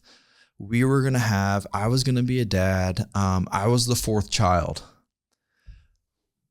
For my mind was like, this is the one. The numbers, blood work, she'd have to go do all this blood work and all those different things. This is for a wife that does not like needles, does not like blood work, all of that. And then we lost again. So blood work came back. The numbers had went down, but they didn't go down enough to be like, hey, you're having one. So you had to go back and do blood work again. This is right around, COVID had just kind of went down a little bit in 2020. I had a super weak moment in this time where I said yes to having a foreign exchange student. The foreign exchange student was coming. Next thing you know, we're like pregnant. We picked the foreign exchange student up on a Sunday at like 8:00 in Indianapolis. Monday, Megan has blood work. Our foreign exchange student is completely jet lagged. She'd been traveling for like an entire day. So we tell the foreign exchange student, Lucia, we say, hey, Megan has to go to the doctor. She has her regular routine doctor's visit. We'll be gone for like an hour. That's all that Lucia ever knew from that point moving on. But really what that doctor's appointment was going to do the blood work. And if those test results came back going down in a negative way, then we had our fourth miscarriage. Those numbers went down. They were going down every single time. Here we go. We're having our fourth one. I have only truly by honestly the grace of God that I even said yes to having a foreign exchange student. I said no. So we picked Lucia because her mom worked in HR in Spain. Her dad worked in business. They had been her parent and her brother and her mom and then her grandma, they'd all been foreign exchange students before. This was not someone that was coming to party or do this different things. So I said yes. And the timing of that, could not have picked a better time for her to come and stay with us. Why? It was just exactly what we needed. This time, this fourth time, was absolutely horrible on me. Like it just kind of tore me down. But what Lucia did was brought like this life, this energy, this super smart person. She just wanted to learn. She wanted to know. She wanted to have the American experience. We would be driving in town, and then when she just got here, and she'd be like, this row has all American flags in front. Every single house does, like clockwork. She like, this is out of a movie. Here we are, like, this is like common. People have American flags everywhere. Right. This is something we just take completely for granted. And she's like, this is straight out of a movie. And, you know, everything that she did, she played basketball, she ran track. She really shifted our mindset overall. She made us appreciate everything that we have. She appreciated our honestly, our relationship overall. And for me personally, when we had to, so she was here for a full year. We traveled a ton. We went to multiple states and all this different stuff. We gave her the best experience possible. But she went home that following June. It was a couple days after my birthday. And only time I've ever truly cried is when something like depressed or things like that. And then she has no idea I'm going to say this, but when I walked away after giving her a hug, I'm not like a true hugger all the time. You know, that was like, she became part of our family. She was like truly my daughter. I was the father that I've had 4 miscarriages for. I'm like, I'm never going to be a father. But she gave me that. I have a tattoo on my wrist that in Spanish, what it means is to be yourself. So what she taught me was like, you've got to be yourself. Don't let anybody else tell you who you are or anything like that. No job, nothing is going to tell you what you are. And she was always herself. She still is to this day. We communicate back and forth through WhatsApp. And then we went to Spain a few years ago and visited her and her family. But she taught me how to be yourself and why that is so important. This is a high school kid. She had no idea what she was coming into. She had no idea. She just knew that Mark and Megan were young, and her parents, they probably were like freaked out. Like, we have these 2 individuals. They tell us they weren't freaked out. They tell us they had full confidence in us. Nothing like sending your child to people that don't have children, and younger, but just the experience overall and what she did for our family was something that truly changed our landscape overall. It brought us together. It helped me to get through that 4th miscarriage that just devastated me. And then to be able just to proceed forward, that is what was so important. And again, I've said no 100 times probably, and to say yes the one time, and that is what we got in return. Yeah. Like, I didn't pick that. That wasn't me. That wasn't any of that. And the timing of it with everything. Absolutely.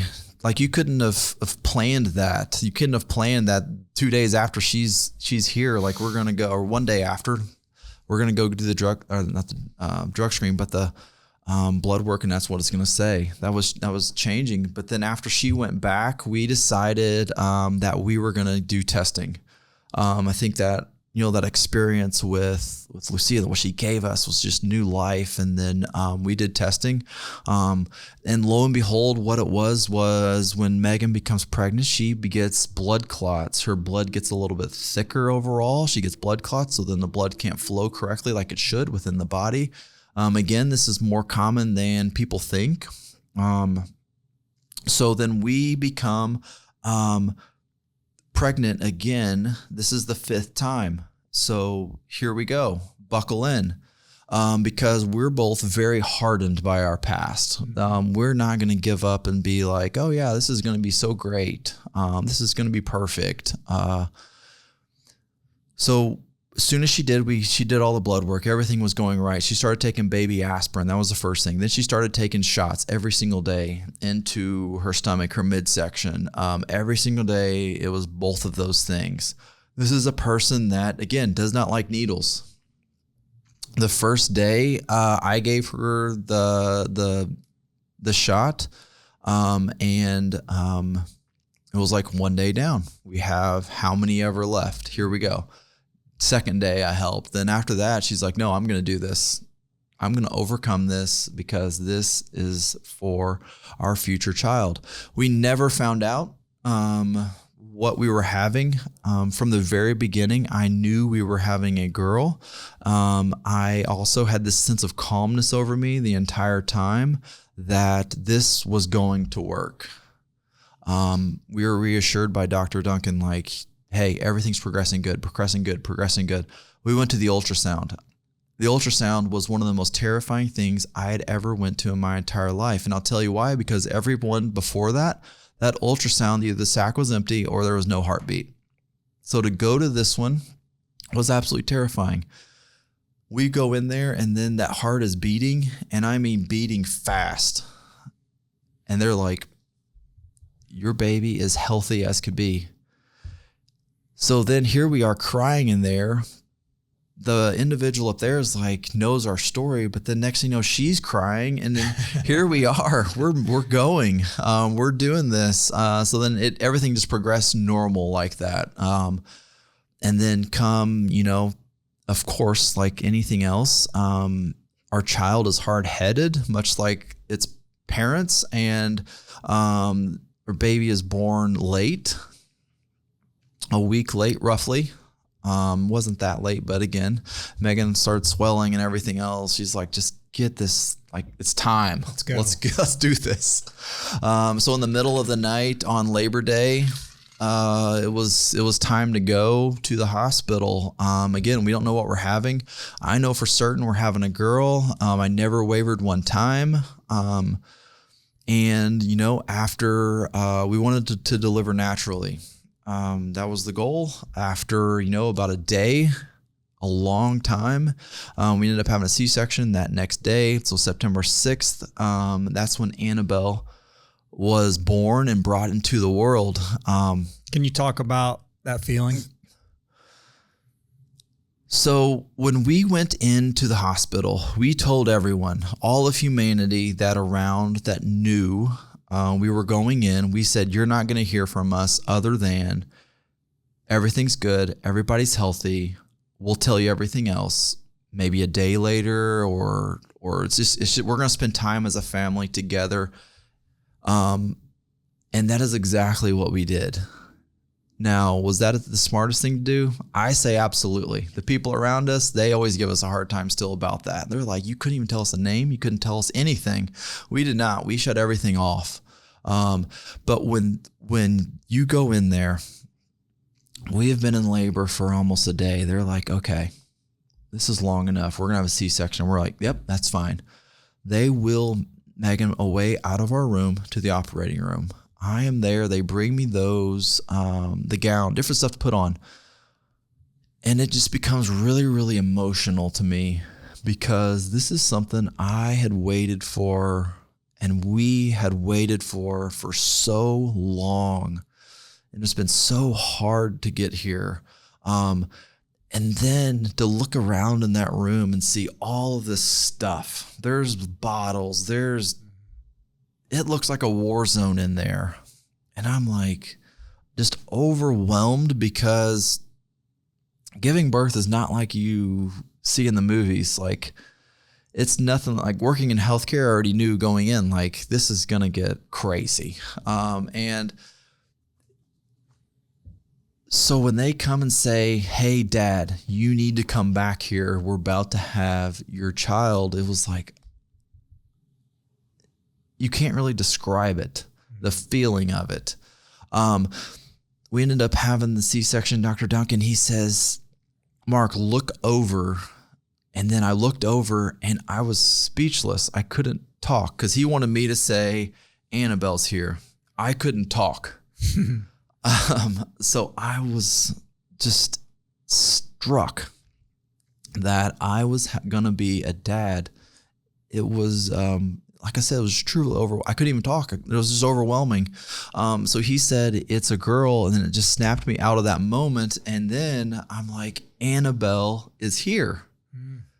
So I knew Annabelle was coming the whole time. Megan was like, oh, it's a boy, it's a girl. She had a good feeling that it was probably going to be a girl because I was just so set on it being that. And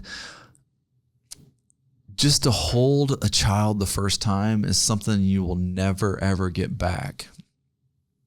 So I went to the room beside. They had to do all the vitals, all of that stuff after they did the stuff in the first room there. Of course, Megan can't move because she's had the different things for C-section, all of that. So to have those, say, 20 minutes where it was just me, Annabelle, and a nurse doing that, it was the most remarkable thing ever. Now, she cried most of the time. It didn't even matter. Right. It was like the most joyous moment you could possibly think of. And then to go to your room, and then you're sleeping there, and then trying to sleep, but then to just have your child there in between you two is just, again, it's just something you can't really fathom. We couldn't really fathom being in that moment. We had been hardened the whole time. So the whole 9 months leading up to that was like, all right, we've got to get there. It was like a race, but we just were like going through the motions. You were overjoyed, but you were scared. We did not want to. Yeah. We did not want to give in and just be crushed because I don't know what that would have done. Right. But it didn't, because we were just that sense of calmness that happened. And so to have Annabelle there was just, man, it was remarkable. And it's still just going back in the moments, when it's her birthday and different things. It is just wild to fathom, honestly.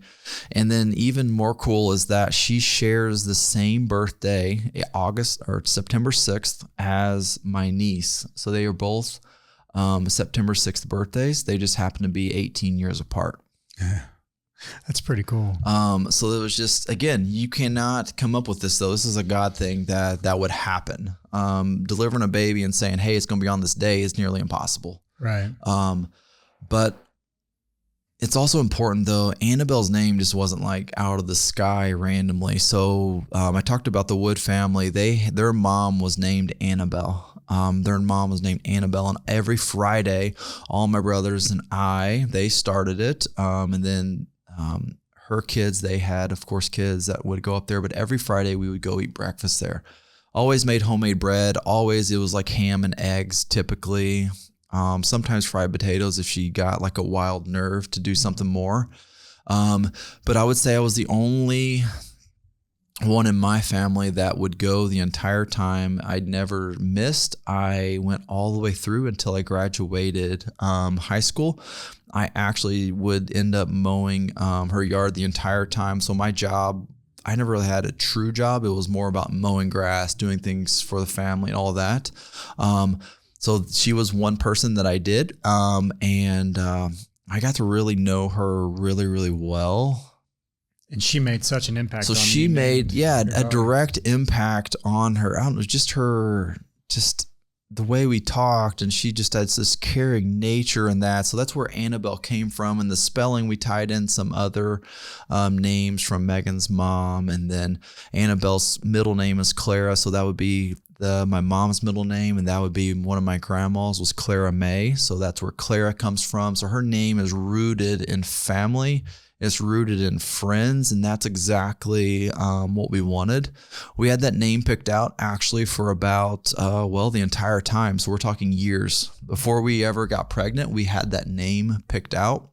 The boy's name was never completely picked out. There's a reason. We were going to have to, I don't know what we were going to do in the hospital. We would probably had to just Google or something. I don't know what we would have done. We'd have figured it out, though. But absolutely, there was a reason, and I never, again, wavered. And I was like, yep, it's going to be Annabelle. She's coming for that. So to have that and that name, and the Wood family, they've been through some different things for deaths and different things like that. So again, no one knew this name. No one knew what we were even having. So when we told them that name, you know, my dad told them Annabelle's here, and Alan is the one we're closest with. And he said, what was the name? And he was like, yeah, Annabelle, they named her after your mom. And that was just such a moment for them as well to do that. It's very, very impactful. That's pretty awesome. And thank you for sharing all of that, because, you know, there's a ton of listeners. My wife and I have been through miscarriage, and, you know, it's very challenging, and to go through it 4 times, you know, I can't imagine. So seeing you on the other side, seeing Annabelle where she is now, and, you know, that smile and that joy, it's pretty awesome. But what I want to do, if we can, let's move forward a little bit to, you know, maybe this past year where you and I met. Let's talk a little bit about, you know, the connection, because if I remember, you reached out to me. We met in the office, and it was after my rite of passage experience. And I just remember you having lots of questions. And I remember the conversation being good. I know you from Adam. And then the next thing I know, I think you sent me a text and said, hey, I signed up for the rite of passage and I got accepted. Let's talk about from that point to just this past Saturday. You know, what led you to signing up for something like that, the journey to get your mind and your body right for it. And then let's talk about that experience. Yeah. So in January 2025, we started in our household this super quick shift to our health. Like, we needed to get our bodies and our minds and all that back together. So we started being, first it was gluten-free. Then it was, from there, it was working out. It just kept growing from there. Our health, our bonds together just started shifting, because in a good way, we just kept getting closer and closer by everything we did was to be physically better. Not so much eating junk food, not so much the different things, but also was getting up, let's go for a walk, let's do stuff. Because we had stopped, we got lackadaisical. I mean, you have a child, it's easy to make excuses. Yeah. And then I kept going on from there. I knew of the 3 of 7 project loosely, based off of their podcast. Sure. So then I randomly Googled one day and then looked up some other things on the website, and I saw this thing, Rite of Passage. And then through your adventure, you had one where you said, hey, I'm doing this in the next month, or whatever the time frame was. And what was interesting was between then and the time I text you and met. So I said, Brian, I need to talk to Dan. I need to talk to Dan because I am going to do that. Had not signed up yet, but we had gone through the different things there. And I text you. You did not know yet, but I had applied to the Rite of Passage. Now, only thing I knew was you were going to do it in the month, or maybe it was even weeks. Right. I honestly did not fully understand the entire thing of it yet, because on the website, there's not much information about it. No. There's the bare minimum rules: eat, drink, and move for 24 hours. Yeah. There is some videos online, but still they hadn't released a lot. There's not a bunch of YouTube videos about it. For some reason, I felt just pulled, like I needed to do that. I had no idea how much this thing cost. I said, whatever it was, I'm doing it. So then you do the Rite of Passage. I thought this is coincidence. Like, I loosely knew, and I say loosely, I mean, I am not a follower of But you had already applied before. I did that week. Okay. So, before I came and talked to you, but again, there's not a lot of information out there. When I say loosely, I mean, I knew the guys' names. Right. I knew loosely what they did. Not much research in it, but I felt this pull that I needed to do that. So then you complete the Rite of Passage. You had your podcast that you did about it, and it was like, all right, we're doing this. I I came and talked to you. You had no idea who I was. You randomly, I think, Googled me or something. I don't know. Right. Like most common people do. Right. Make sure I'm not some random person just coming. And next thing you know, we're there for, I don't know, an hour, and we're moving through this conversation. And you said how powerful it was. You said all the different things you had done. You started talking about 75 Hard, and I was like, hold on, tell me a little bit more about that, what that is. Shared a little bit of my story, my kind of thinking behind it. When I left, you probably were like, I don't know, you probably thought like, okay, is this guy going to do it, or what's going to happen here? I think it's important to also realize just because someone applies to this, your chances are not very high. Right. Hundreds of people apply to this. They do it 4 to 5 times a year. Give or take 20 people are going to be in the group, but hundreds of people from around the world are applying to this rite of passage to complete it. When I left your office that day, I said, all right, I can do this. Surely I can do this. Mm-hmm. I need to work on my physical health, but I can do this. Also, when I left that, I can't remember if I told you this or not. I said, hey, I have a trip coming up to Kentucky. We're going to go down there for a long weekend. When I get back, I'm going to start 75 Hard. Mm-hmm. Megan and I started 75 Hard in, I believe it was July then. It was maybe like a month later after we had talked, roughly. So it might have been August, but we did 75 Hard. 75 Hard is real simple again, just like the rite of passage. The rules are really simple. Mm-hmm. Like drink a gallon of water, like just drink every day, you know, like keep drinking through the course of the day, a gallon of water. We can do that. Read 10 pages of a book. Reading that was probably the easiest part of it overall. 2 workouts a day, 1 inside, 1 outside. Okay, it's the end of summer going into fall. This is like perfect timing. Mm-hmm. And then follow a diet. Like, okay, we're already on this kind of health thing like we needed to do, and we're starting to see some things of improving ourselves. So this is just going to amplify it. This is going to take us to another level. But again, I did not know a whole lot about it. And you mailed me the book, and it got to me about, I don't know, a week or 2 after we started 75 Hard. And 75 Hard is hard, like capital HARD, hard. Drinking a gallon of water for a week, okay, that's fine. The longer it goes, your body starts saying, hey, a gallon of water is a lot. Yeah. 2 workouts a day.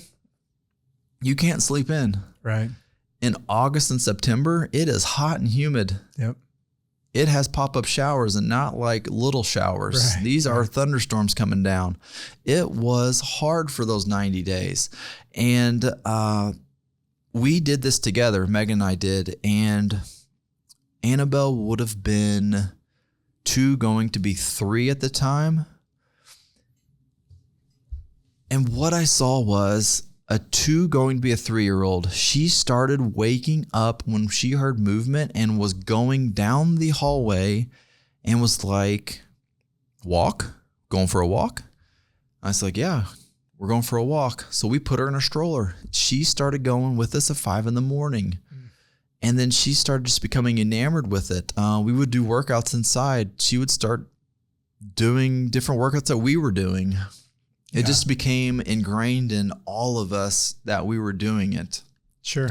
So once you get going and then you hit that middle section of 75 Hard, we were clicking at a very good rate. And it was really, really fun because you were doing it as a family. We were doing it absolutely as a family. My daughter was so bought in on this.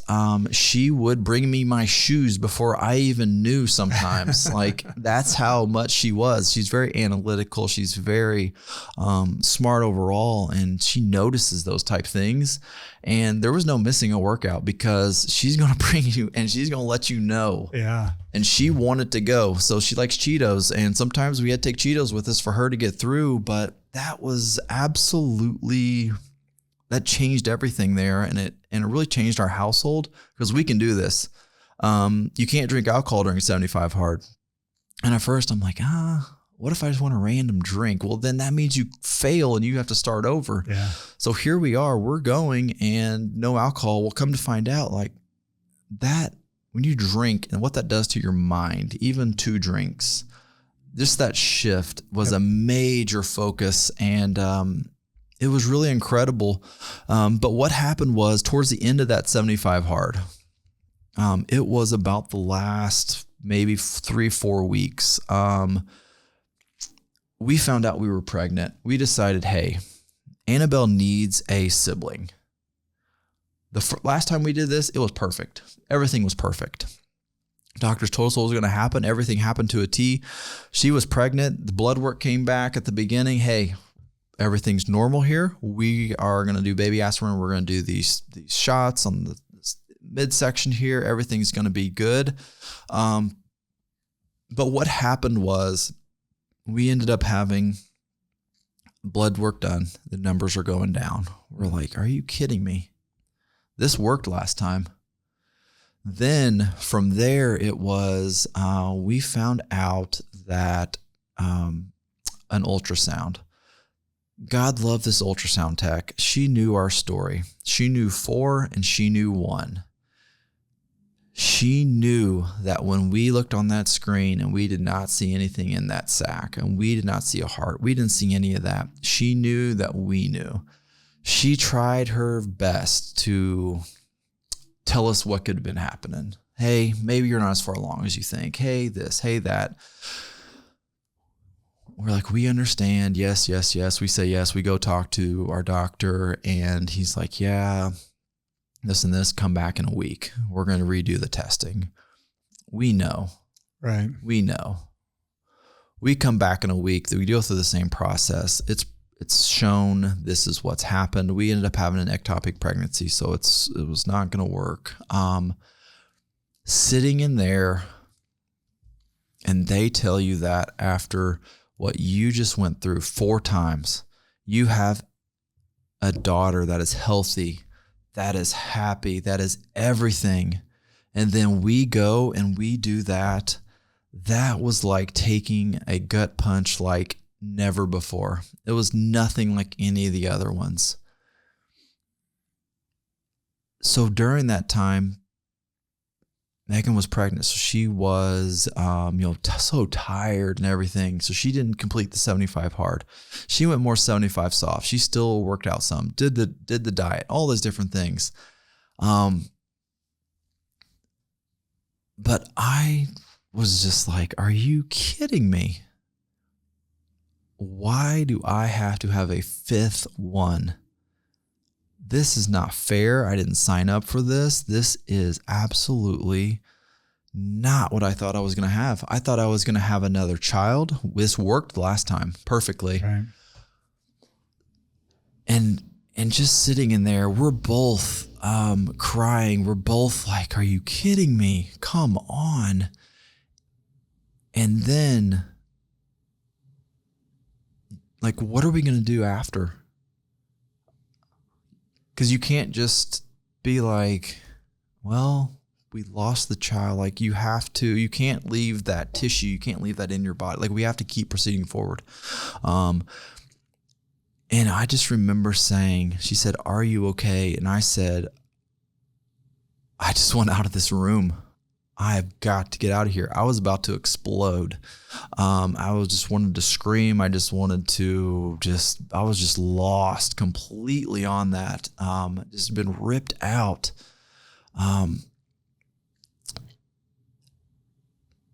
But after that, you have to, again, figure out how you're going to do this. So we decided we're going to try medicine. We're going to pass this naturally. We're going to use medicine. Megan's body fights the medicine. And we're like, are you kidding me? This is like a horror story here. We've been through enough. So another round of medicine. After that, okay, here we go. Like, we've got to figure this out. We can't keep going. Like, we've got to take care of your health and make sure everything is good. So we do another D&C. We went there on Halloween morning. The only thing Megan wanted to do was go trick-or-treating with Annabelle. That morning, we went there.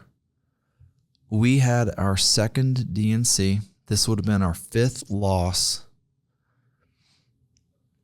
And all she wanted to do was go trick-or-treating.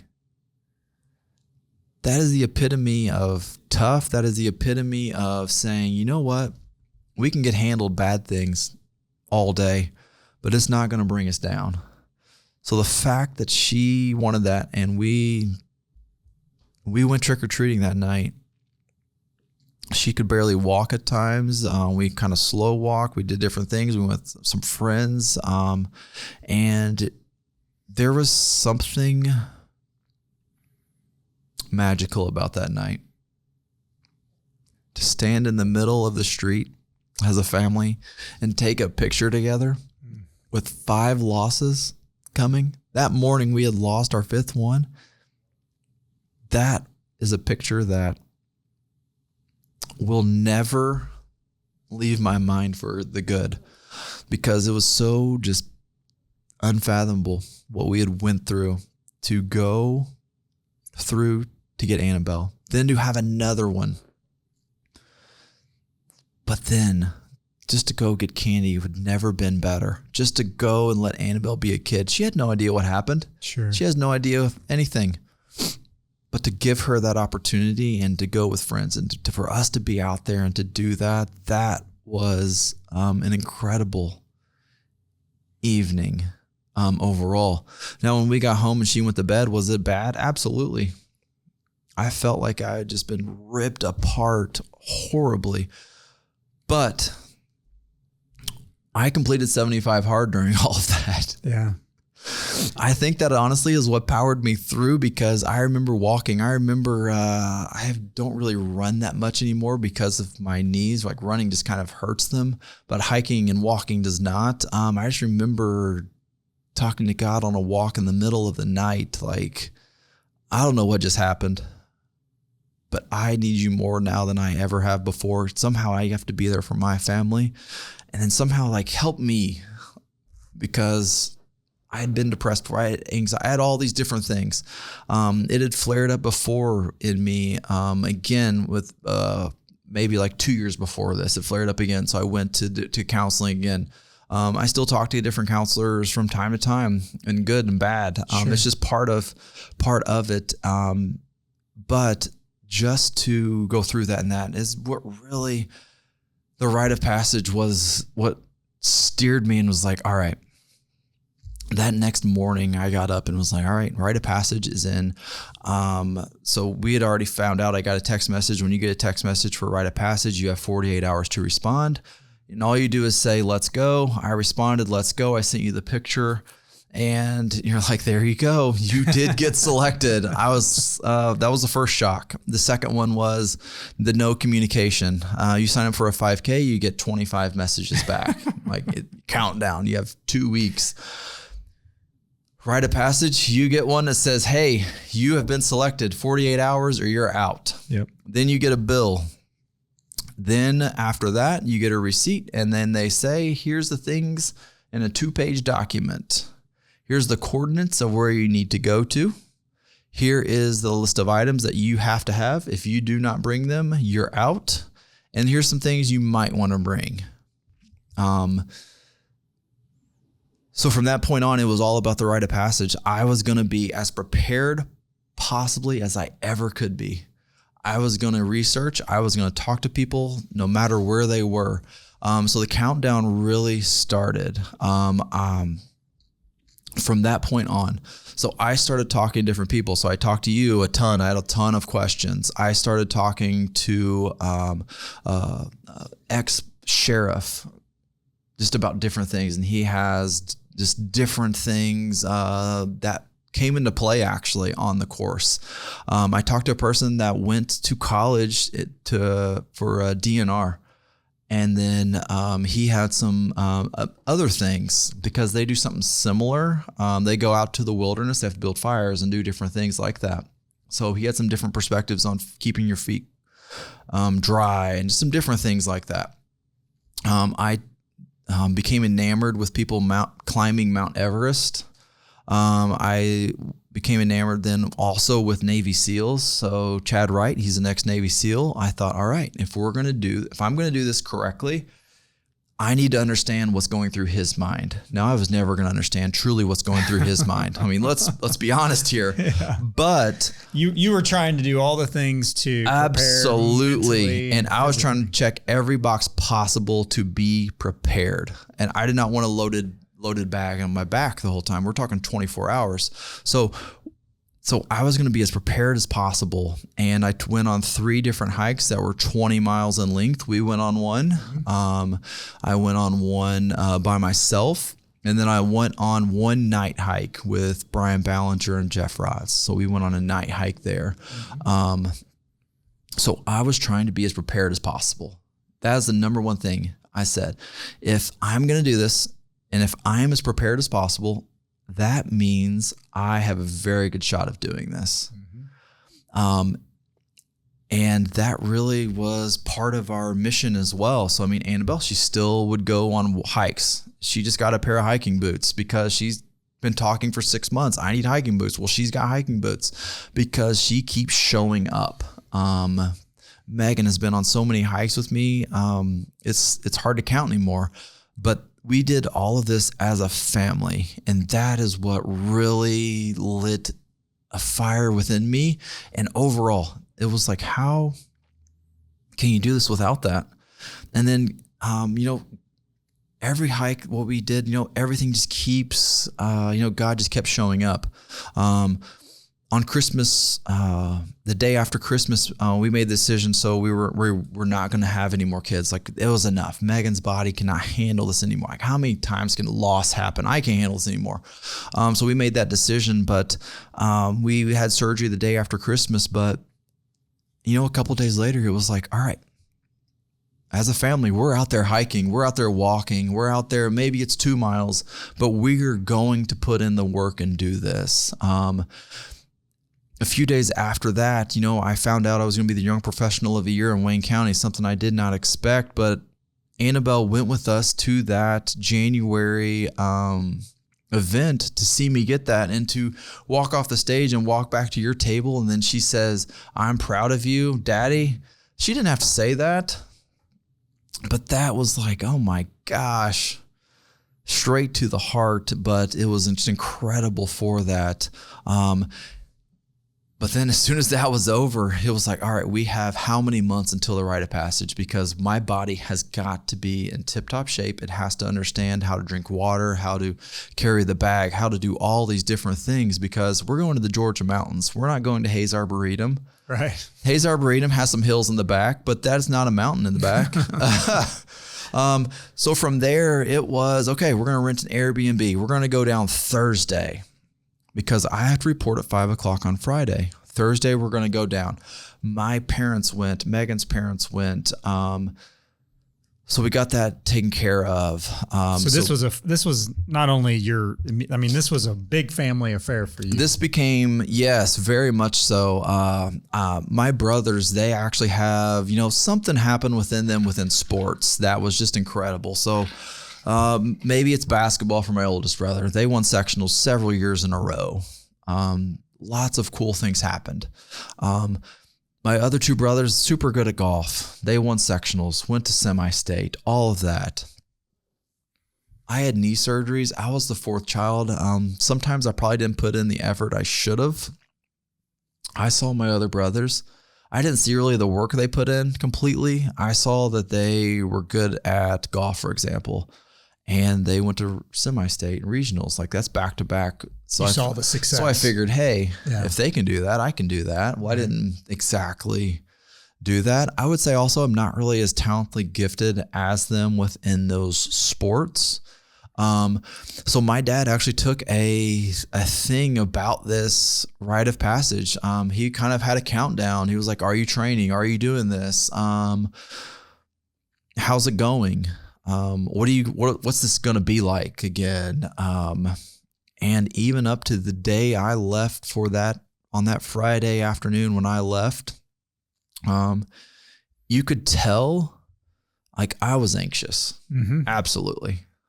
100%. I had found this sense of calmness, But then once I got there and it was Friday and it was 4:00 and I was like, okay, here we go. So talk about that. So you get checked in. I know exactly where you're going. Talk about that Friday evening and meeting all those people. And so you do not know who's going to be there. You don't know their names. You don't know how old they're going to be. You don't even know the number of people. If I even knew the number of people, that would have helped me a lot. I had no idea. I pull in. Again, I'm going off coordinates. I'm going off of, they gave me an address, but that's not the true address. You have to go down another road for a certain amount of time. Then you hang a left and then you go back. There's going to be a gate and then all this other stuff. Like you could get lost still just because you found the address don't mean anything. So I pull in. There's probably, I would say 8 people there already. I am so nervous. Like I am to the nerves of like, when before a sporting event or a big event or something's about to happen and you think like, gosh, do I have to go to the bathroom again? Or did I bring everything I need? Am I going to throw up? Yeah, that was just overwhelming. And then what happened was I just got out of the car. I did not take anything with me because my first thing I wanted to do was go talk to every single person. That was my first mission. Everything about Rite of Passage, I broke down into segments. Everything was a segment. So my first segment was like, get there. Obvious first segment. My next one was, I am going to meet every single person. I'm terrible with names, but I am going to remember their face. So I was wearing sunglasses at that time. I took them off because I wanted to look at them eye in the eye because I'm about to spend 24 hours with these people and it's about to get real. Yeah. So I met them and, human nature, I started sizing people up. Mm-hmm. I was like, I'm in the tip top shape of my life. Probably the best I've been since my, being in high school. I've watched what I've ate. I've done all of this and here I am sizing these people up. And I'm like those 3 right there, they are in impeccable shape. I could tell. And I know now why, because one is training for 100-mile ultra marathon. That is not me. I'm like, oh my, did I do enough work for this? Then I see a guy, he's got a charcoal grill out. It's a married couple. I had never seen a married couple on this. I thought, oh, my mind did not practice for this. Because you go over things before for months. You're like, how's this going to go? What's it going to do? I've seen all these YouTube videos. I've seen all these pictures. And then I turn the corner. There's another married couple. Oh, wow. We're talking 4 people. We got 2 married couples here. Wow. I've only seen 1 female on the entire thing before. Right. I turn the corner again. There's another female. We're up to 3 females on this group. And I'm not saying that to be bad, but it's just like, okay, I've seen all the videos. I know there's maybe going to be one. Married couple was not in my frame of thought at all. And then I would not say one of the couples was in the best shape ever, but that's me sizing them up. I don't know their story. This is me going off 5 seconds. Sure. More people show up. There's a guy that comes, his name's Kyle. Start to get close with him. That was the first person I really connected with. He is from a whopping 20 minutes away. Chad's mom was his teacher. And I'm thinking, okay, you already know these people. Yeah. I don't know these people. But what happened was I just got over that. The more you talk, the more you quickly find out about their story. People are going to give their 5-second thing. And it's going to be like, oh, okay. I'm still sizing people up, though. It's just human nature. But eventually it gets to about 7:00. And based off of the paperwork you get, when that team shows up, Chad, chili, cornbread, I'm not making these names up. When they show up, that's when it's time to go. We're not going to leave, but when they get there, that's when it's getting serious. Right now, we can cut up, we can joke. We don't really know. We're going off of assumptions. We're going off of this, that, and the other. When that white van pulled up, they backed up and they started unloading food. It was my stomach was almost in knots, as bad as a miscarriage. I thought I was going to throw up. I had already put my tent up. You sleep in a tent the night before. My tent was up. I still need to carry some stuff over there, but overall, everything was good. It was set up. I had my food. I had that planned out. I had what my body liked. I already kind of gave a test run of it before. But I thought I was going to throw up. And I thought, Mark, you do not belong here. That guy right there is an ex-Navy SEAL. Right. And if you don't know Chad Wright's story, look it up. Yeah. My tenacity for things is not like his. When you look at Chili, that dude runs ultra marathons. He is in tip-top shape. Yeah, he has long hair. Yes, he has a Southern twang. He is an athlete, but he is like, oh my God, yeah, I'm not built like him. Then when you get Cornbread, so Cornbread, you can see in the videos, you can look it up, but he is not exactly like physically fit. But when he talks, like you listen, and he has stories and he has knowledge. He's been around this the whole time. He's going to be out there with you. They unload. They say, hey, circle up. And then we all circle up. They say, hey, we're going to meet. You have 10 minutes. They say, 7:25, I think. Or, it would have been 19:20, whatever it was, military time. Right. And I'm like, I'm not used to this military time. I have no watch on. I got rid of that. You can't have technology. So my phone, I left that in the tent. I'm like, all right, I'm going to program. It's on airplane mode. I'm done with that. I've got to get ready for this. So for that time frame, it wasn't bad. So I started on Sundays getting rid of my phone. No phones on Sunday. So, that little window wasn't bad. Right. But when you say no technology, you don't know what time it is. So you still do a little bit because you can still check your phone, but the time comes. So it's like 5 minutes till, then it's 4 minutes, 3 minutes. We're all at this table. By this time, everybody's there, and we find out, we still don't know how many people are supposed to be there. We find out there's one person missing. I think he is full of crap. He wants us to stay up all night. But he's like, no, this person's going to be here. They're hung up in traffic. I don't think they're going to be that long. Based off of what they told us, they're going to be here. So we start. We start the brief there before.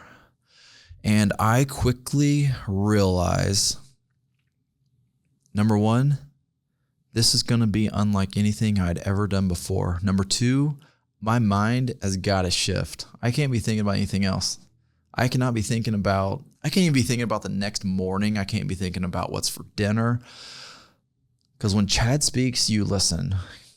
Because he's not going to repeat it. But the second thing is, he's a man of few words. When he talks, it's talks with like purpose. So he goes over the rules. The rules we already know. So I'm like, okay, this is a good refresher. What's next? So he says, you can't stop moving. And when he said, don't stop moving, he's like, I mean it. We've had people quit. 1 hour left. You do not stop moving. You don't sit down. You don't lean against something because you know what's going to happen to your body. Next thing you know, you're going to be sitting down. It's just your body. That's what it does. Then when Cornbread talks, he's talking about food. He's saying you need 0.5 liter of water per hour. And then you just quantify that by hours. We don't have any time things. We have no idea what time it is. He says you plan for 6 hours at least. And I think, all right, there's 24 hours in a day, 6 hours. That's a fourth of the day. Oh my gosh, that's heavy. So I have 2 1-liter water bottles. I have a thing on my back. So, you think about that in your head and your mind is already doing things. So I'm like, oh my goodness. So he talks about food. You need to have a certain amount of calories per hour. When you quantify that out, you're like, oh my gosh, can I eat Big Macs? That would give me the calories in one setting. That's a lot of calories that we're going to be burning.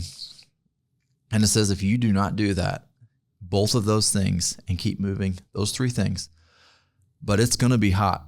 This is the one where people quit the most often because of cramps, because of different things like that. And when Chad just said, if you do not drink that water, you will not make it. And I don't know, it just struck a nerve in me. And I was like, this is serious. This is not a 5K. This is not a marathon. This is not a 6-hour hike like we've done before or anything like that. We mean business here. So he would go through that. But the most impactful part was, and this was what really got me truly locked in. He said, you have 30 seconds. You're going to tell your why. That 30 seconds for every single person around there quickly made you realize it doesn't matter what shape you're in. Everybody here has done something.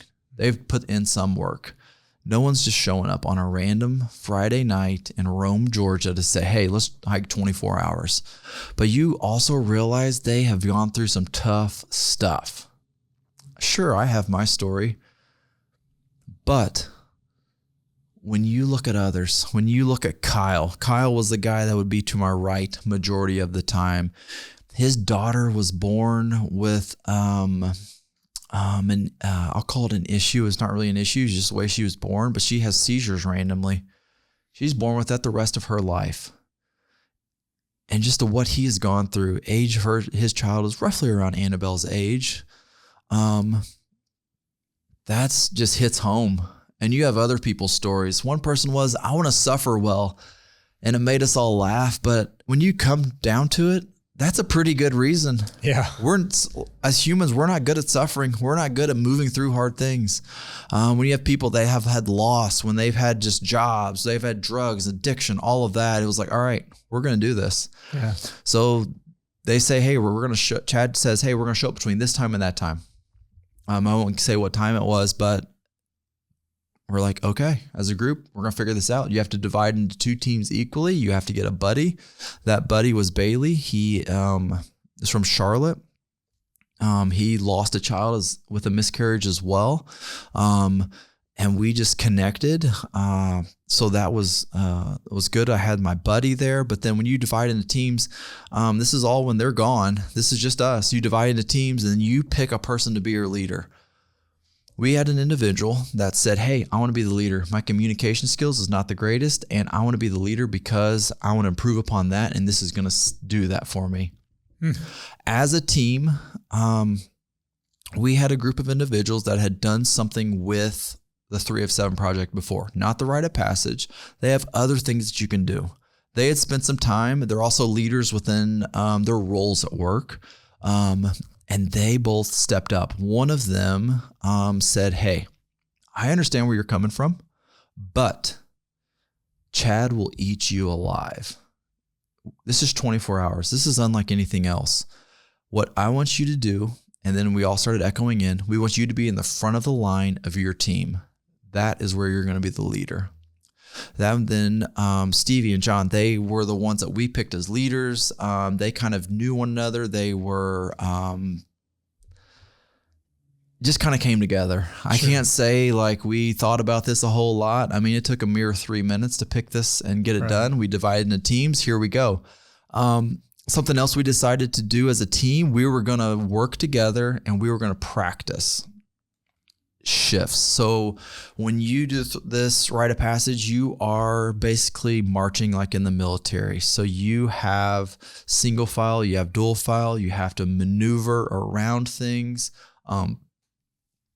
When you stop, one team stops to go to the restroom, the other team, they cannot stop. If they both stop, both teams do, guess what? We all fail. So we practiced that. And then we all kind of went our separate ways. We talked, did all that stuff. And then we all went to bed about 9 o'clock. When I say went to bed, that means you went and laid down. I did not sleep, maybe 2 hours. I don't know. I feel like I saw every hour on the clock. The frogs and everything else that night, like you might as well forget it. So here comes 3 a.m. I am up. We made a decision that at 3:30 in the morning, we're all going to be underneath the shelter. You have your bags packed, ready to go, just in case they come at the first increment of time. So we did that. We all made sure we checked on each other and we put our bags in order how we were going to get on the van, because we saw on the videos, we heard stories about when they get out of the van on that first stop and it's time to go, do not look like a cluster. Mm-hmm. So we got in the van in reverse order. We somewhat made the decision to put slower in the front. We made the decision then faster in the back. I was number 9 on the group 1. And we had 11 or 12 overall in that. We had 22 people total. So I was in the very back of the van. But that's just what we did. We were all about doing this together. Here we were, though. We were waiting. There's no time. We don't have any time. And we waited. And then we waited some more. We were laying down on concrete trying to catch a few minutes of sleep. We had a car that went by real slow. We're like, all right, this is it. Guess what? It was the local farmer driving by. It wasn't for us. But eventually, I'm going to guess 5:30 in the morning, it was time to go. The vans were here. When those vans show up, you got 5 minutes. Get in there. Whatever you take with you, that's what you're taking. And we are off. We got in very efficiently. And off we went. 20, 30 minutes. I don't know how long it was. Your mind does bad things in that silence. You're back to, okay, did I get any sleep? No. I slept probably 2 hours in the last time this was done. I would have slept 2 or 3 hours for however long, day and a half, 2 days. Then it's like, okay, I got to drink, I got to eat, 24 hours. This is a long time. My mind was like putting it in this grand scale. I went into this in segments. So as soon as we got out of that van, we were on group 1. So we were out first. We were off. Chili is gone. You got to chase him. And you are getting after him. The first section, I'll call it. First section, I would say wasn't that bad. What was bad, though, is you realize this is the first section. What you also quickly realize is you have no idea what time it is, and you have no idea when you're going to stop. So for me, it was, how do we break this down? So it was all about getting to the next stop, getting to the next stop, getting to the next stop. I didn't know how long it was going to be, but my bag was packed for that. I'm going to stay intentional in that time. First section was not that bad because you have adrenaline. You have small talk. You're with everyone. No one truly opened up, I would say, a lot in that first section. It was more about small talk. We're all kind of waking up. It's about, okay, we're doing this. Mm-hmm. Let's do this. It's going to be fine. 3/4 of the way through that first section, it's like, okay, when am I going to get some water? When am I going to get some more food? Because granola bars that you packed, that you already brought, or things like that, like, okay, I need some more. I need something different. Yeah. Sun is now up. But again, we did pretty good as a group overall. The pace was, I would say, faster than I thought. And I'm like, oh my Lord, how are we going to make, am I going to make this personally? But our group overall, pretty healthy through that. Again, we have 3 women on the teams. We have two married couples. We have the rest guys, in all ranges of ability. Mm-hmm. But we're doing well. We make it to that first stop. First stop, you have 10 minutes. You have 10 minutes to refuel everything. We have 22 people. That's a lot going on. So that night before, we decided every single stop, team 1 or group 1 is going to do food first. Group 2 is going to do water first. Then we're going to switch because they're going to say 10 minutes. Then they're going to say 5 minutes left. Our goal was to always have switched before he says 5 minutes. Mm. It worked for the most part. That first one, it was still a bit of a cluster, right. But we made it through. And then we were off because once it hits 10 minutes, it's time to go. They start walking and you're gone. So our goal was to always get that done, be able to get up there, have like a little bit of time to stand there actually with your legs. If you need to stretch or do something like that, and you need to use the restroom, anything like that. So we made it through and here we go. We're off. Here comes section 2. Section 2 is when it got real and real fast. We're going on this trail. We cross a road. We're running across it. Kyle beside me, he's running. He has his bag on and his water bottle's here. His hand hits the water bottle. It goes flying up in the air and he catches it. And here we are still running across the road. So it's so we start laughing. And then it was like, okay, we need to like laugh. We need to just talk and do that. We need to be real with people. But then also, once you get across that road, it's straight uphill. When I mean straight uphill, we're talking straight uphill, like 45-degree angle, and you're going left, right. This is the first time that you truly had thorns in that. But then eventually you hit this spot, and it opens up. That sun comes down, and you're on fire roads with bigger gravel. I had not practiced this. I had not thought about this. The heat I had, the sun, I'm like, yeah, it's going to come down. But it gets hot, and it just keeps coming down. And as a group, it's like, oh my. But we did not do that great on our formations. Single formation, single file, that's fine. But when it's double, you need to be directly across from your person, and we were not doing the greatest. So they kept saying, get it together, get it together, get it together. We weren't getting it together. We were doing it halfway, but not like it should be. Also during this time, we have an individual that starts getting a blister on their foot towards the middle of the section, towards the end. And it's like, okay, this is getting serious. We knew this was going to happen.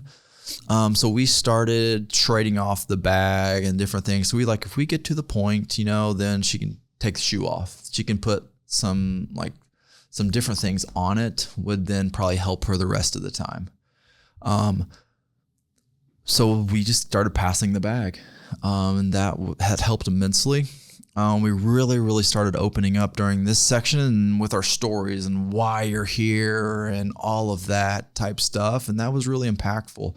Learned a lot about Kyle, or Luke in front of me. He is from, so Kyle was from Kansas. Luke was from Iowa. He had 2 adopted kids, and then he had another child. So he talked about that and talked about what he did and different things. Like, it just grows from there, the conversations. But it was towards the end. We're getting tired. It's hot. Next thing you knew, we're on a paved road, and we're like, okay, this has got to be getting close to the end. We see off in the distance, there is white vans. Those vans move. And we're like, are you kidding me? Those vans moved down the road to a place we couldn't see. And that was because our formations were terrible. Like, there's repercussions for stuff here. Like, we're not here just for fun. Everything is a training mission. This isn't an event. This isn't, you name it. It's not. This is a training mission. They made it very clear. You're going to do things correctly. Just so we're clear, my ROP Team 12, the vans didn't move. We were in good formation. We quickly realized we're going to get in this formation right. Yeah. And the main reason for that was, if you cannot do your formation in the broad daylight, what are you going to do when it's dark? Yep. Somebody's going to get hurt or worse. So I think looking back, they really didn't move that far. They're just trying to make a point. They were just absolutely making a point. But we then make it there. And it's how to refuel, how to, get ready for that. It's all about getting there. We got there and again, that 10 minutes goes really fast. But what we did was, as a team, we got there, we grew immensely in that section. Mm-hmm. But the first 2 sections is not why you're there. That's just like the precursor. That's like eating the salad and then some rolls. And it's then like the stretching. The absolutely. Yeah. When you start talking about section 3, that is when things get serious. So we've stopped twice, and it's like, oh yeah, that's good. But this next section was going to be a lot longer. They said, hey, this section is going to be long. It's not going to be like, they never said like the worst or anything like that. And that would be true. It wasn't the worst. It was just, you don't know what time it is. Right.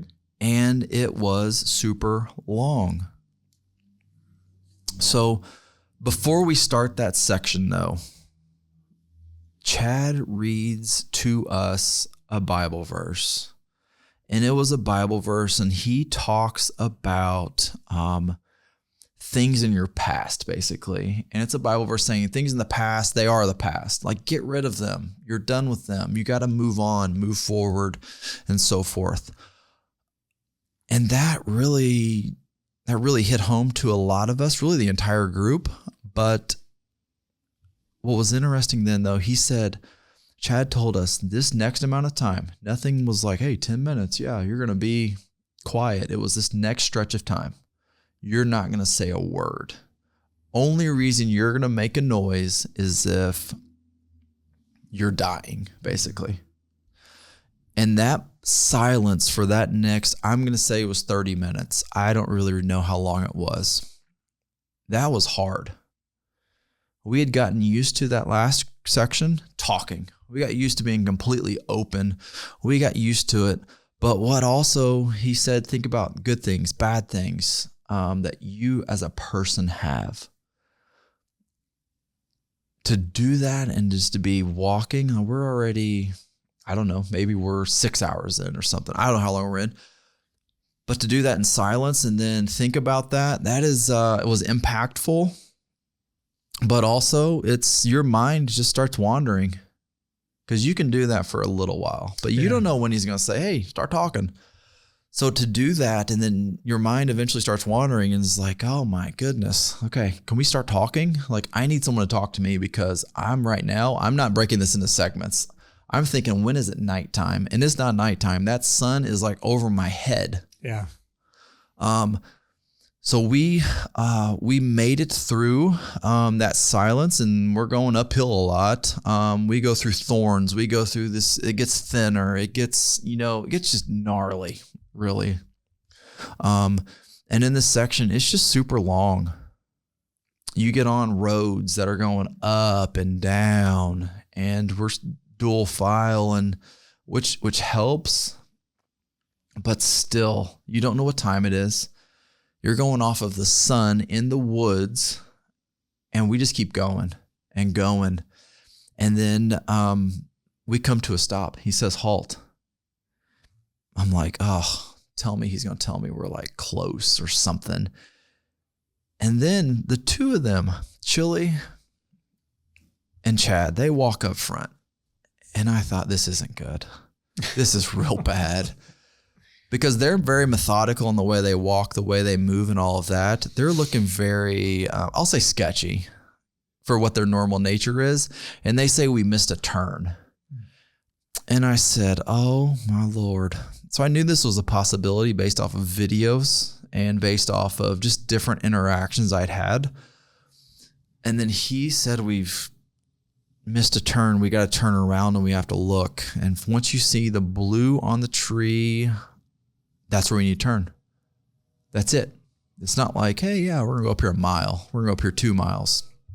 It feels like we turned around and walked for about 6 years because you don't know where it is. We're walking on this road, and it just keeps going on and on and on. And then eventually we do get to where we're supposed to be. And it's very obvious. We should have noticed on this huge tree, it says. But it was just, oh my goodness. And then we had some individuals on the team, like you could tell they were starting to get tired and that. So we started passing another bag around a little bit, but it was just long, that section was. It was the first time where you truly saw thorns, truly saw trees over. And we're not talking like little limbs. Mm-hmm. It was the first time like, okay, this is about to get really serious, and we have got to keep doing what we're doing. We can't break down. We can't do that. We reminded everyone when you started on this team, ROP Team 17, when you started, you agreed you were not quitting. No one's quitting. We're in this. If something comes up, you've got to tell someone. So we finally come up to the stream. We see white vans first, but then we see your stream. And we're like, are you kidding me? Can we not stop first and get something to drink. So we're going through it. It's about halfway to my knee. We go through this water. It is freezing cold because they've had like 2 inches of rain about 2-3 days before. But we made it through and we made it to the stop. This time, we're like, okay, looking at the sun, we should be halfway through. This is purely based off of people that have been going at it for however long we've been. This is our mind thinking halfway through. We have no idea what time it is. So we're like, surely we're going to have food. Thankfully, we walk up there, though, and we say it's halt. There's nothing about food. And we're like, are you kidding me? Instantly, my mind is like, I want real food. Because somewhere along the line, we know there's going to be real food one time.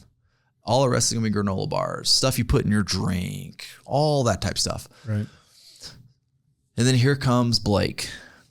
Come to find out, Blake, they always said, like, oh, Blake will be here. He's been on a trip out of country, blah, blah. We don't know if they're lying. You don't know if they're coming up with this stuff. We'll come to find out they were telling the truth. He came with Bojangles chicken. And the sense of relief in our group was like, oh, thank you. Most people are like, why in the world were you so happy to eat fried chicken? Like, that is greasy and that. It wasn't greasy. Like, it was almost like lukewarm. It wasn't hot anymore. And the carbs, the fat, the protein, the meat, like everything about it. It was the best chicken wing I had ever eaten in my entire life. Because you're so hungry for real food. That's all you want. And just that fuel it gives you. And a biscuit. They're like, you eat a biscuit. They demanded it. So we all as a group are like, eat a biscuit. So we ate a biscuit. And they're then saying, take one of each with you. Even if you do not want to eat it, take one with you. You are going to have to eat it later. So I took one. And I was thinking, this is not going to be very good. My mind's like, all right, we're out in the woods. If I eat this 4 hours later, not knowing what time it is, this is probably going to make me sick. Mm-hmm. Then we have a little bit longer time on this stop. So you're able to like walk around a little bit on your own. You're able to, go use restroom. You're able to drink more water. You can actually stand there and like think for a second, which was good. But as soon as they said food and you have a longer break, we knew it is about to get real. Mm-hmm. And about to get real, I mean, that means dark is coming. And sure enough, when we got back in formation and it was time to go, it was have your headlamp out. If you brought another light, you have that light out. If you brought batteries, which you were supposed to have, you should have put them in your bag, not left them at the tent. So you had to know where they are because dark was coming. Right. They hand you a speaker and they're going to pass that around. And we're like, oh my Lord, what is this? They say if it hits the ground one time, it's not the end of the world. But after that, like there's repercussions. Like we protect that. That is part of our unit now. Also during this, I noticed Bailey, who's my buddy, he is struggling a little. And when I mean struggling, I mean he is like you can just tell when you look at someone, the fatigue and all that, you can tell his mind is just wandering. So I talk to him, we make sure he's all filled up and all of that, and we just have small talk there. And he knows Andy Frisilla with 75 Hard and all that. He's actually going to go to a launch of different stuff with that. So we knew we bonded over that. We bonded over kids. We had some other things in common. So he was back into a pretty good spot when we started that. We had him in the front because we knew he was laboring some. We put him in the front there, and then, just everybody in line. And before we left, one of our team members says, "Can I pray for our team before we leave?" Because before, one time Chad did. He read us the message. And he prayed, one of our team members did. I don't honestly know how to describe it. It changed the entire scope of our team. So before it was always, all right, we're a unit, we're a team, we're Rob Team 17, we're going to complete this together, this, and this. By this time, we've knew everybody's stories for the most part, at least the group that you were around a lot. Right. We knew faith played a lot of role with every single person there. We knew some of their backstory, which then, found, because that's when it comes up when you're tired and all that, when weakness comes in, it's like you got to switch your mindset and all that. But when he prayed and then just the words that he said, and it was so on point about where we were as a team, where we were as a unit, and through our belief in one another and through, our faith just being there with us, that's how we were going to get through. It was no more individually. That had been long gone. That third section was when it just completely obliterated. We knew there was no way you're going to do this individually. There was no way you even could do it in your little group. Like, it was all 22 together. If one person quit, I don't know what would have happened. And we weren't going to find out. So after that prayer, Chad said, it's time to go. We had no idea how long this next one was going to be again. We knew dark was approaching, and that meant 2 horrific parts of the course were coming up, one of which I was terrified of. So we weaved through. The trail's not that bad. And I'm like, these videos showed that this was terrible. So they don't do the same track the same time the same way exactly every time, which makes sense. And they also show you just enough in videos and just enough on podcasts and just enough in stories to skip stuff and to not tell you everything. Mm-hmm. So I am going through the section and we're all like, okay, we're in single file, but like, we're talking, we're good, we're doing good. And then dark hits, like truly hits. So in the woods, like, it's darker before it is outside, but you can still see outside the sun a little bit. But then it's truly dark. Like, if you turn your headlight off, it's done. You can't see in front of you like 6 inches. So I turned, a lot of us turned ours to the red light. So then bugs were not flying in your face. Because if you had the one on, you're getting bugs in your face. And I don't know how many I ate, but a lot. So I turned it on, and we all, when it's pitch black, and then they say, we have officially made it to Copperhead Road. And I instantly am petrified. Something to know about Copperhead Road: it is thick gravel. It is terrible. It's overgrown. It is straight uphill. It is humid. It's almost like a rainforest. I don't even know how to describe it other than that. But Copperhead Road, what is Copperhead? It's a snake. That means there's snakes on here. I'm petrified of snakes. And it rained. So rain either means they pushed them out somewhere, or they're going to be sitting right on top of where we're going to be walking. I don't know which one it's going to be, but we're going to find out. So I told the people around us, I said, I am petrified of snakes. If you see a snake, do not tell me.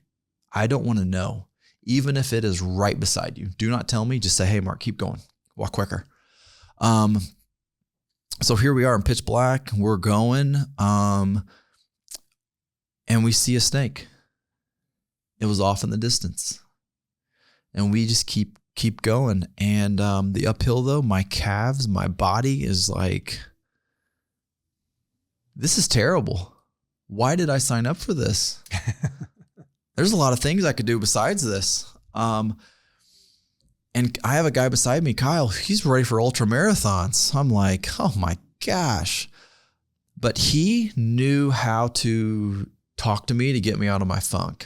Luke in front of me, he would, if he didn't eat, you could just tell he got really quiet. His body, his shoulders would just slump down. Like, you had to just get him going again. So Kyle would just keep doing that. In the front, we have Bailey up there. He's trudging along, but man, he is starting to truly labor. So now by this point now, we have 3 people's bags. We're rotating. We're just rotating because we're finishing this. We're all getting through this. So we get through Copperhead Road. It wasn't that terrible other than, I shouldn't say it's not that terrible with the snakes. We may have seen like 1 or 2 more. It wasn't that bad. But there was another group that they had, it was like double digits. So for us to only see a couple, it was not that bad. But still, it was a killer on the legs. It was a killer on the body overall because it was just humid and everything that you had going through there. And you would think like, man, is there a resupply soon? But we knew this was a long trudge. That one before was long. This one, I believe, was longer. I don't really know. It felt like an eternity. We got out of there. And then next up was what they call the wormhole. And the wormhole is a good description. It was awful. And I say awful because you're tired. It's pitch black. And when I say rainforest, I would say, I take that back. This one is probably the rainforest. There's trees over. When I say trees over, this is huge trees. There was a tree one time, it was taller than me. That's how thick and around it was. You're not going over top of it. We probably went 15 or 20 feet to the side of it just to get around, and that still wasn't around it.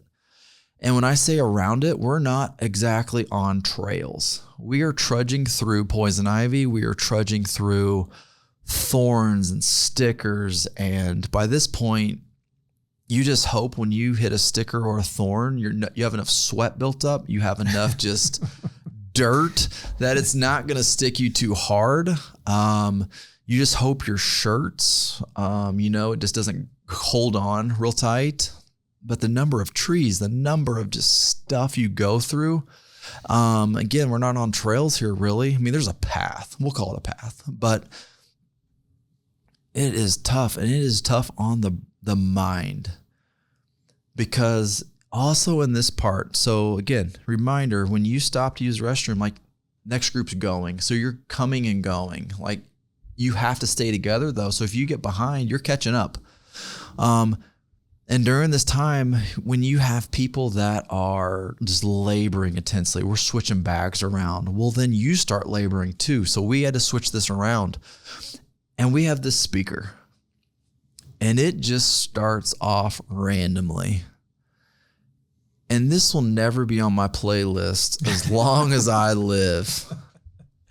Because I know what it is. Because the first thing is, I've never been in a situation where someone has intentionally tried to just tear me down with that type of way. Like football 2-a-days, blah, blah, blah. It has that thing. This was incredibly terrible. I don't know what it was. It sounded like Nazi Germany, just straight music coming at you, super loud, like volume 100. And then they had some other ones they kind of thrown in there too. But I can give you the song I've got. It's not actually a song. It's propaganda. Yeah, it's just coming at you. And at first, that plays a toll on you because you're tired. Your brain can easily go different ways. So after about, I'm going to say 10 or 15 minutes, I was back to, you've got to quit thinking about too far ahead. You got to quit thinking about the music. You got to think about what's directly in front of you. You said you're going to divide us into segments. At that point, segments were no longer the whole segment. I wasn't looking for water. I was looking for, let's just get out of this wormhole. That's where I was.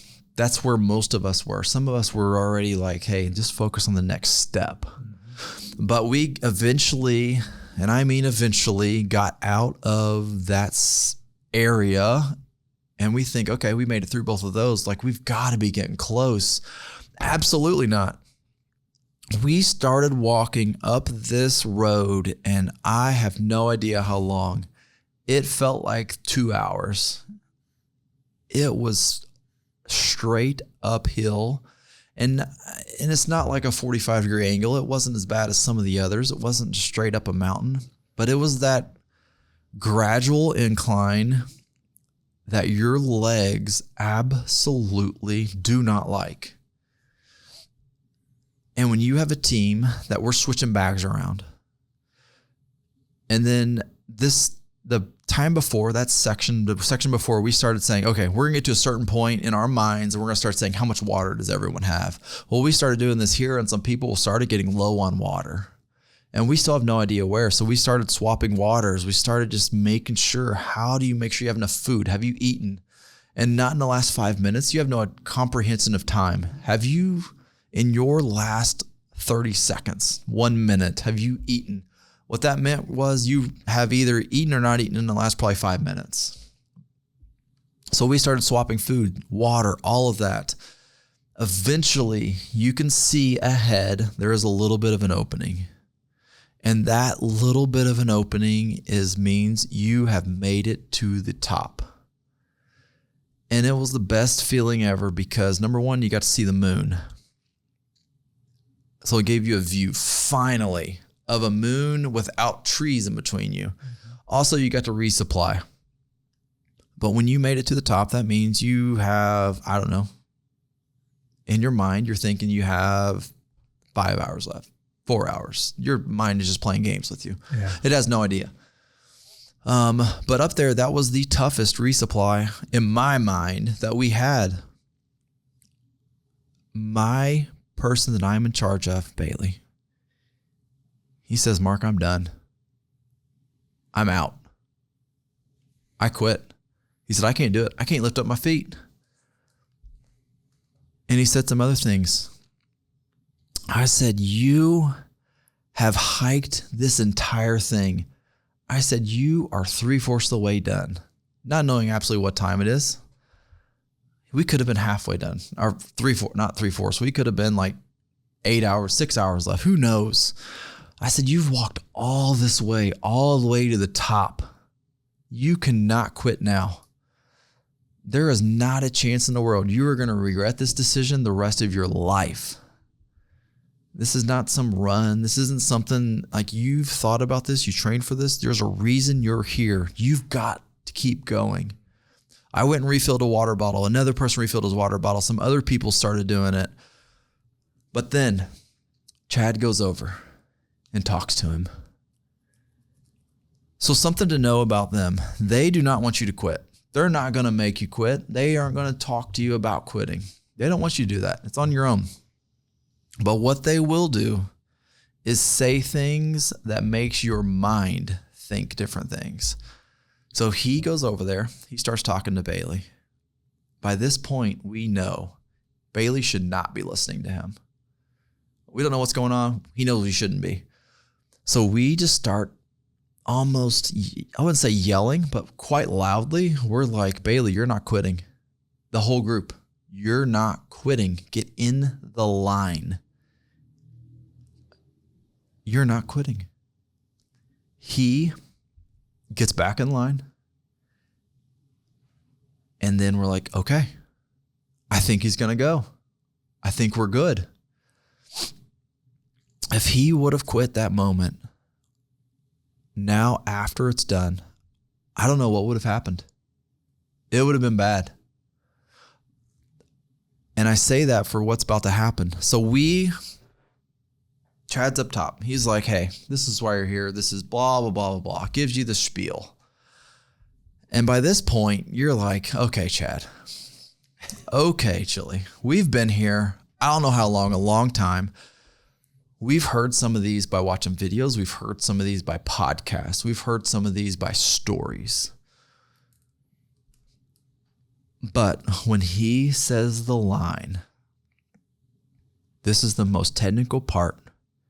If you're not here mentally, you may die.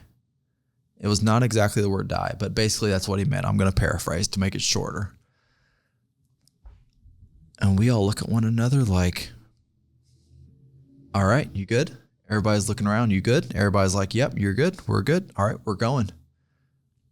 And the most technical part, that next, I don't know how long it was going off that mountain, was tough. And when I mean tough, there was not a solid footing all the way down, and we're talking hours. First, it's the boulders on top, and we have Cornbread back there who just likes to talk, likes to just make jokes sometimes. He has plenty of stories. So these boulders, and you have a section in between, like they're just up there. This is nature at its finest. And those gaps in between, he goes, yeah, there's snakes that just love to live there. And it makes perfect sense. It's hot up there. It's nice. I mean, that makes perfect sense. But instead of terrifying me, and instead of just kind of being like, oh my gosh, this is not good, what it did was it refocused my mind.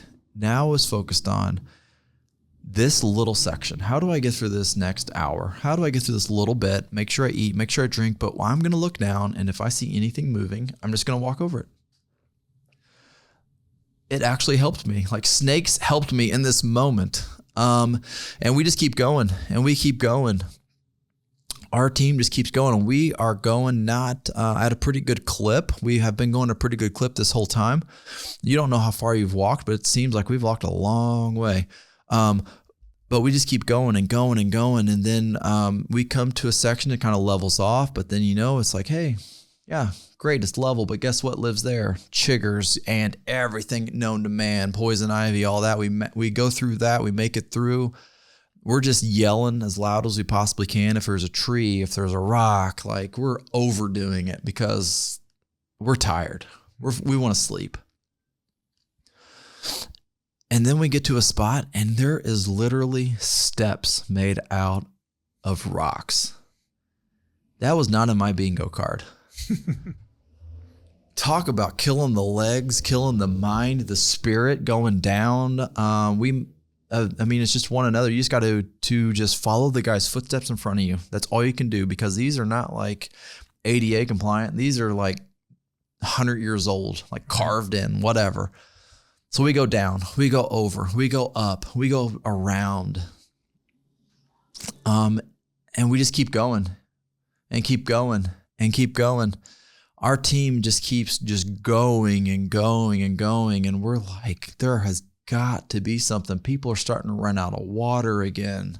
It's hot. We are like, oh my goodness, we've got to get there. And it felt like that section lasted forever.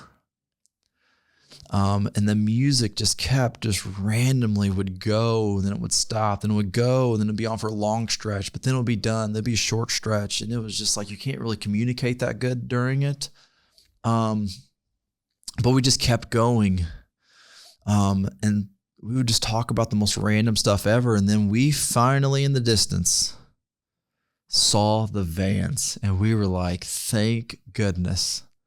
And we reloaded with water. We had 10 minutes, reloaded with water, reloaded with food. We made sure everyone was good. And we got through that quicker than normal. So we probably had like 2 minutes to spare.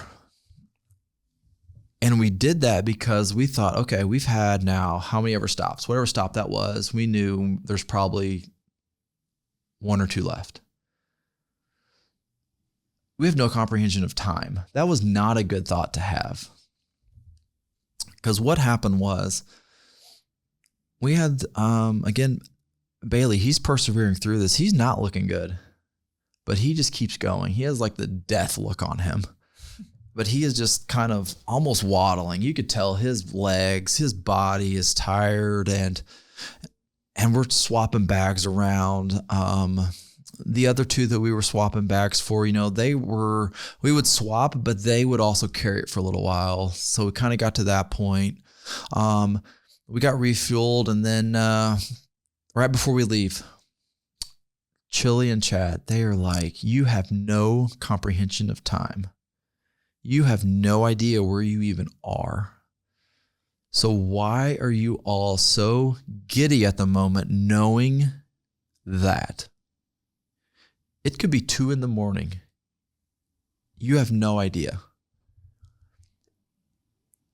And then from there, dropped it. It wasn't like an ending to this thing. Anytime before, there was at least an ending to it. This one was just drop it, and he started walking. Off we go on this section. And I tell you what, mentally, this one was brutally hard. Physically, the one before was, and then a little bit mentally, but this one is like, okay, unfortunately, your mind, you can only contain it for so long. It's like, how long do we have? Well, you knew you had to be getting close. When are the birds going to start? And we just keep going and keep going. And we're like, we're in this together. We've made it this long.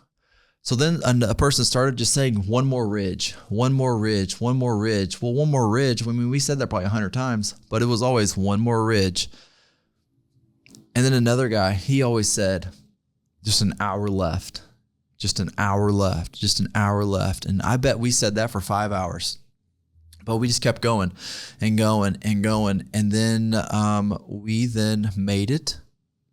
It was fire roads. It was some nastiness, but it wasn't as bad as the 2 previous ones. So that was a saving grace, but it still was long.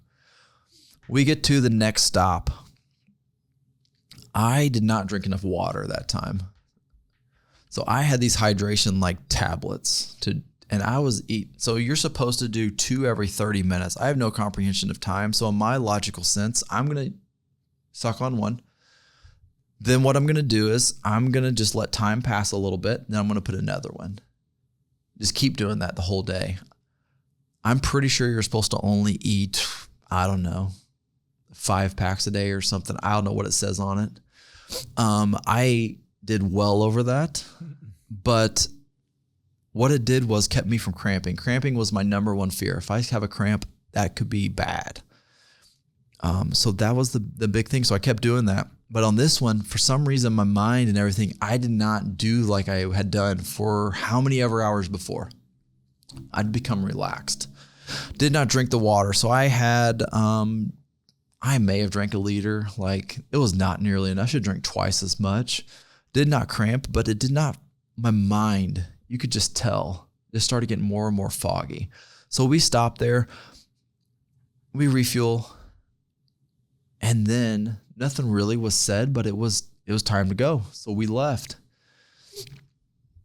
And that section, we had no idea where we're going again. We had no idea about anything. And we just keep going. We keep going. We keep going. I'm guessing for an hour and a half. We go through thick grass and trails and thorns and all those rocks. So before this section, the section before, I like twisted my ankle and I don't know how it really didn't hurt, but for some reason my mind was like, oh yeah, remember that ankle that you twisted back there? And then it started hurting and I was like, no, quit mind. But we just kept going and we kept going. We found the spot. We went down really hard, then back up. And then we were halfway going back up and he said, halt. Halt means you stop. And we're like, oh my Lord, what are we doing? He said, turn around. And he said, you have got to turn around and get in the right order because we have got to go backwards. We're tired. We've been at this for a day almost. We did a terrible job. Our formation, like we did terrible. We were not moving quick enough. It was so lethargic. He said, halt, turn around, go. We did terrible. So we had to turn around and just take off in the direction that we were going. So now we're going even further down this lane, up the hill. And then he says, halt, turn around. This time, we absolutely booked it. Like you couldn't have moved faster after being awake for however long we were awake. You couldn't have moved faster. We look like straight athletes on this one. So in our mind, we were thinking, okay, we're going to walk for a little bit and it's over. We had to walk all the way back to where this one started. And we just kept going, and we didn't realize this, but eventually, like you realize, like we've seen this. You see the same side thing on the side. It's pretty noticeable. But what we know is the end is near. It was a hazy morning that morning, so we had some birds. They started chirping and doing their things, but then it would stop. Then they would start again, then it would stop, then it would start again, then it would stop. But it would start becoming more regular. So I think even the birds realize like, hey, it's morning. Right. So we finally get to a spot and he says, halt. We look ahead. We're like, hey, I think that is where we stopped last time, but you can't see the vans. So we stop, halt. Nothing is said for probably 20 seconds. So instantly you think, oh my gosh, if he says turn around again, or if he says you have one more stop up here and then you have 10 minutes and then we're going again, like, what is the point of this? We've been out here long enough. Right. Like, come on. So he then says, you have completed the mission. You have 2 things left to do. I think it was 2 things. First thing is, you're going to go single file down this lane. Then you're going to get back in formation in front of the vans, and you're going to have to go back. And the last thing we're going to do is we're going to get formation. You're going to get back into the vans, and we're going to go back. If you, like, that's the end. Do not sit down this next little bit. Otherwise, you went all this way, and you have done it like... And you would have thought we won the lottery when he said that. Like there was tears of like joy just like going down everyone's face, and like you couldn't truly like hug. You couldn't do any of that because you had to stay pretty much in your formation, and that like it wasn't over. But individually we would walk down there. He said, think about the one thing you learned about yourself doing this.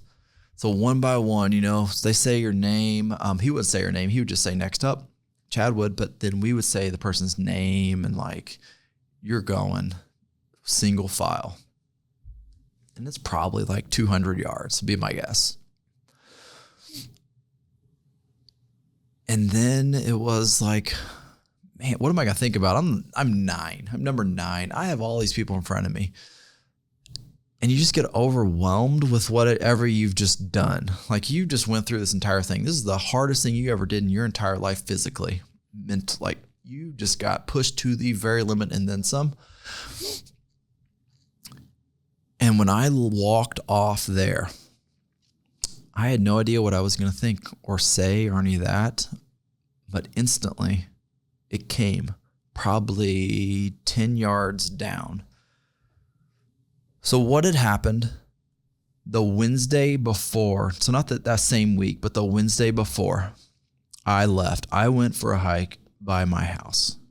I went out. I told Megan, I said, hey, I'll be back. I'm going to go this far, blah, blah, blah, which was about 2 hours. I'll say it was gone. It was pretty far. Chance of rain and all of that. It didn't rain. It was just really cloudy, but made good time going out. And I turned around the same spot I've done countless times.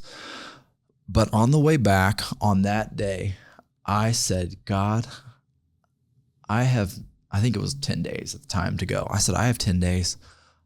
My heart is absolutely racing. Like I am losing sleep over this because it is so close to being here. And what God did, something that I say changed my life, but it did change my life, and it'll make sense here in a second. But the sun came out, just for a glimpse there, like full sun. The sun came out, and he put an image in my brain, my thoughts, like a vivid image. We're not talking like murky, blurry, nothing. This was pure as could be. We're talking like clear as can be. He gave me this image because all I want to do is, am I going to be all right? Can I do this? It was an image of my 4 grandparents. They were sitting there just talking, and they said, you're going to be all right. And this lasted maybe like 10 seconds. But as it became more and more clear, this image, he put my 4 grandparents there. He put my 5 miscarriage kids on their laps. I had an image from God that showed me that my 4 grandparents, he knew they were there. And my kids were there with my grandparents. And I can't describe how clear it was. And it lasted maybe 10 seconds. And to have that happen, I knew I was going to be all right. All I do is just put one foot in front of the other and to help my teammates. But what happened that night that morning when I was walking out, that thought came back to me. I would have never had that experience. I would have never had that closure, I'll say. I would have never had that happen to me if it wasn't like, hey, you need to figure out your life. You need to figure out your physical, mental. You need to talk about your health. You need to put yourself out there. Be a hope for someone else. And I always thought I did this for myself. I thought I was like, I need to do this. But really, it was about that. It was about that image. I can tell you exactly where I was on the road that day. I could tell you it was unreal to have that and to know and to see them face to face. That was the ultimate impact for me. And then the number of people that have started walking, the number of people that have went to a doctor, the number of people that are better husbands, that God has used my story, that God has used me to go talk at a men's health thing, of different things like that. That's just my story. It's just God using me. It's not, I say it's nothing big, but when you do the rite of passage and you realize out there, like, yeah, what you did's pretty big, but that's what he does through you. And we made it back. We had 22 people. I don't know if it's the largest group. It's one of the largest group. Every single one of us made it back in one piece. We traveled roughly 48 miles. We need to check those stats. The second highest amount on that. And they are like, this is not exact science. No. But they are certain. Chile was like, oh, absolutely. It's definitely within the second because of how far we went after that last stop. And we were going back up the hill and all this different stuff. Nonetheless, it didn't really even matter. 48 miles, 22 people. We had no one quit. That was the number one goal we went out for. It's awesome. And we did it. And I love the fact is there's been 4 teams, 17 teams total. Rob Team 17 was the fourth one to do it. And then there's only been 4. The first group, group 12, group 13, and group 17.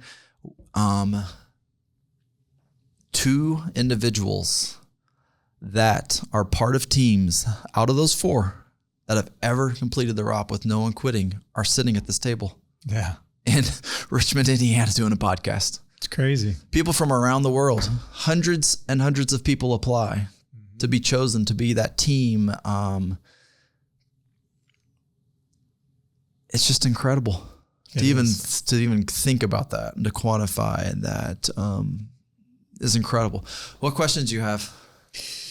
Well, I mean, you went into pretty good detail here as far as the actual journey itself. And actually everything that you said, like I pictured myself back in the ROP. Like I could picture every resupply. I could picture the roads. I could picture Copperhead. I can picture going across the river, the wormhole, the boots, which is the, which is the propaganda you were listening to. I can picture all the guys I had on my team struggling. All of us struggled, but, I guess really to kind of wrap all this up with one question is what, and you're going to be unpacking this for a long, I mean, I'm still unpacking and my year anniversary is, it's this week, from doing the ROP. So, what do you hope you gain 6 months down the road, a year down the road, from the experience that you have learned in your life through all the things, the miscarriages, the challenges with drinking, the depression, the training for the ROP, all those things. 6 months from now, what do you hope that you look back on and carry forward for the rest of your life with these experiences? I think for me, it's a couple things that come directly to mind when you think of the ROP. Number one is the journey to the ROP. There are things that come up on that journey, that year-long, year and a half for me almost. There are things that come up. I can tell you a day, I text you this, I can tell you a day and go back to it. In the summer of last year, we were hiking as a family. Clear blue skies. Pouring down rain 10 minutes later. Like, it wasn't even in the forecast. And it's pouring down rain it's just part of it. You're out doing that. It's just going to happen sometimes. And looking back, that is one of the most vivid, amazing memories we have as a family. And all we can do is laugh at it. It rained so hard in Annabelle's stroller, or her running stroller that we use, the seat, like it was sitting in it. I mean, that's a lot of rain, but you can't run from it. You can't, you're getting wet.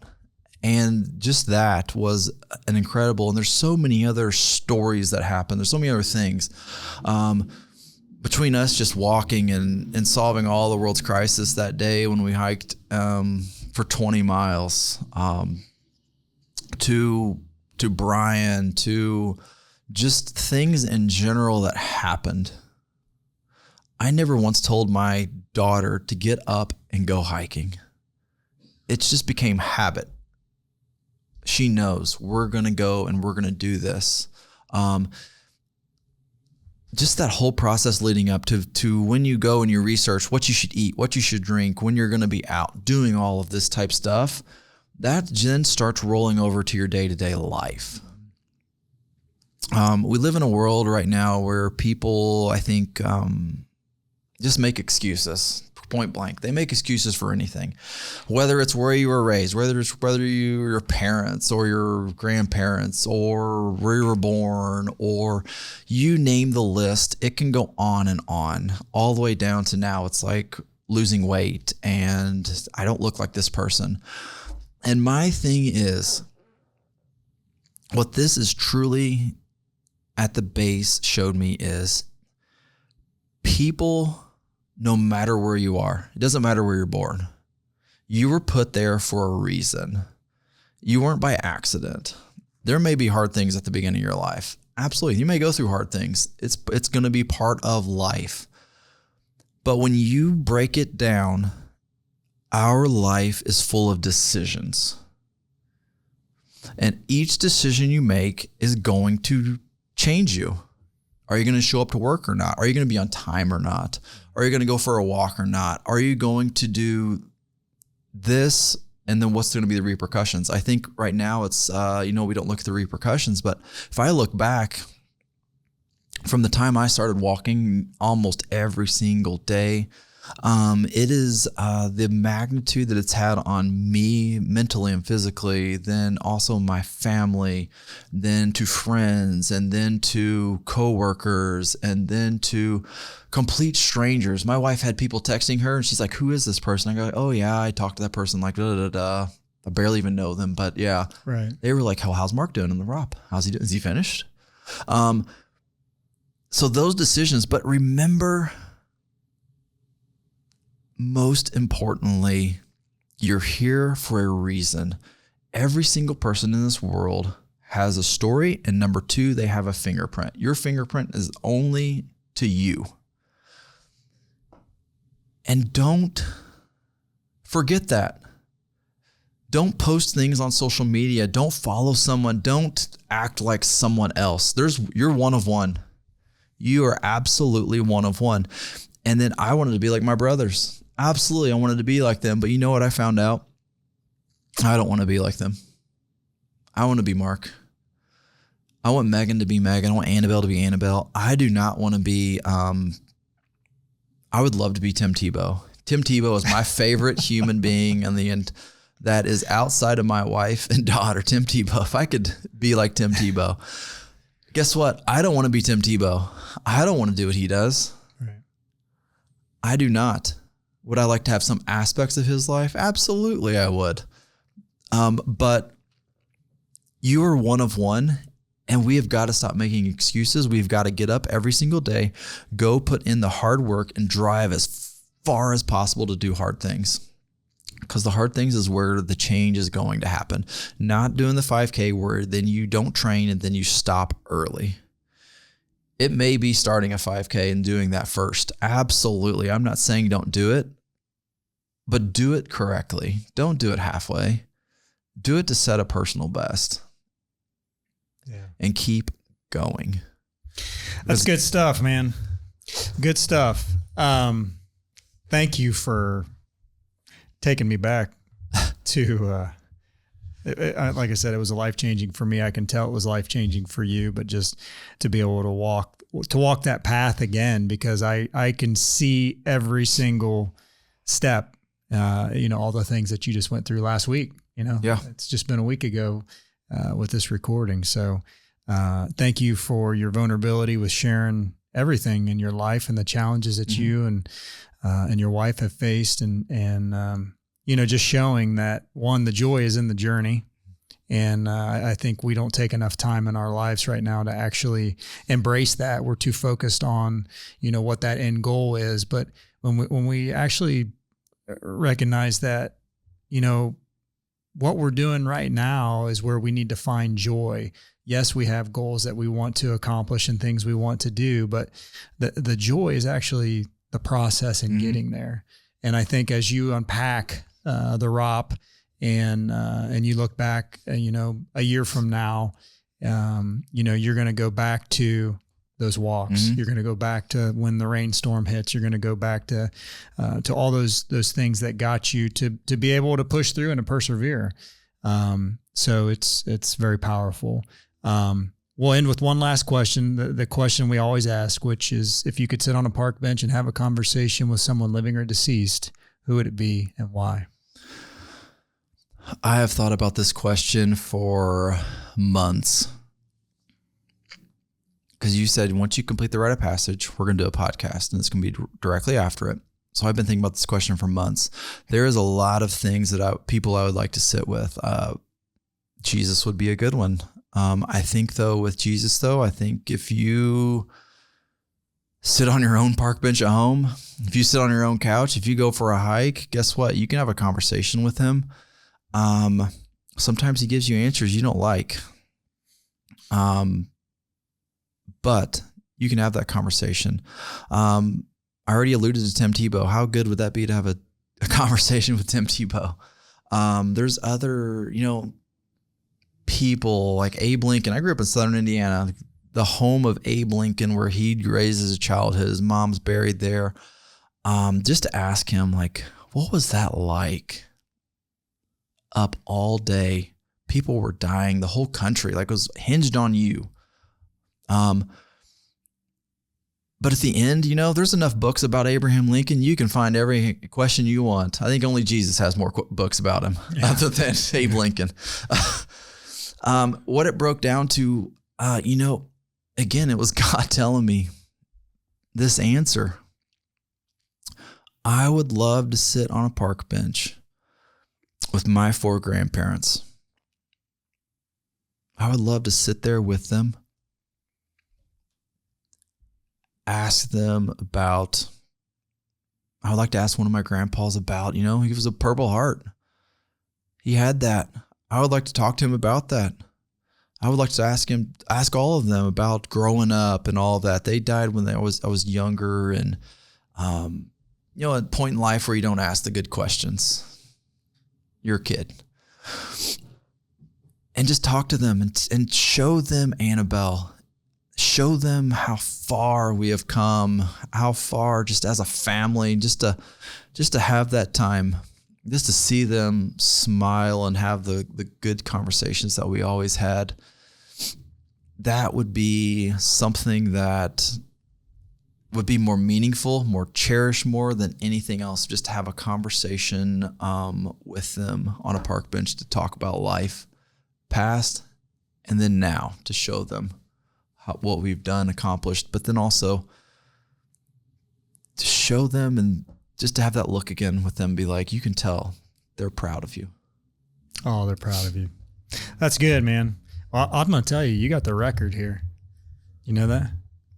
I mean, we're combining two different things in one. We're combining your life and the ROP, which is awesome. I mean, it's amazing. And I don't say that, to be hurtful. I say that it's just amazing. I mean, it's amazing, how your and I's paths have crossed, spending 6 hours together on that trek over Newcastle. That was an awesome afternoon. The anxiety that I felt for you last week when you were, the whole process again, knowing everything going through the ROP, it just took me back. And then hearing it again today, I'm not sure if you're going to give me nightmares tonight or if I'm going to be happy, but I appreciate you. I appreciate you sharing everything because it's not easy to do. It's not easy to be that open and that vulnerable, especially with a lot of the things that you've shared, but there's no doubt that there's going to be that one person out there that hears this, that it's going to help. It's going to help them get through. It's going to help them take that next step. It's going to help them, sign up for that 5K or whatever it is. And that's what we're all about. So thank you.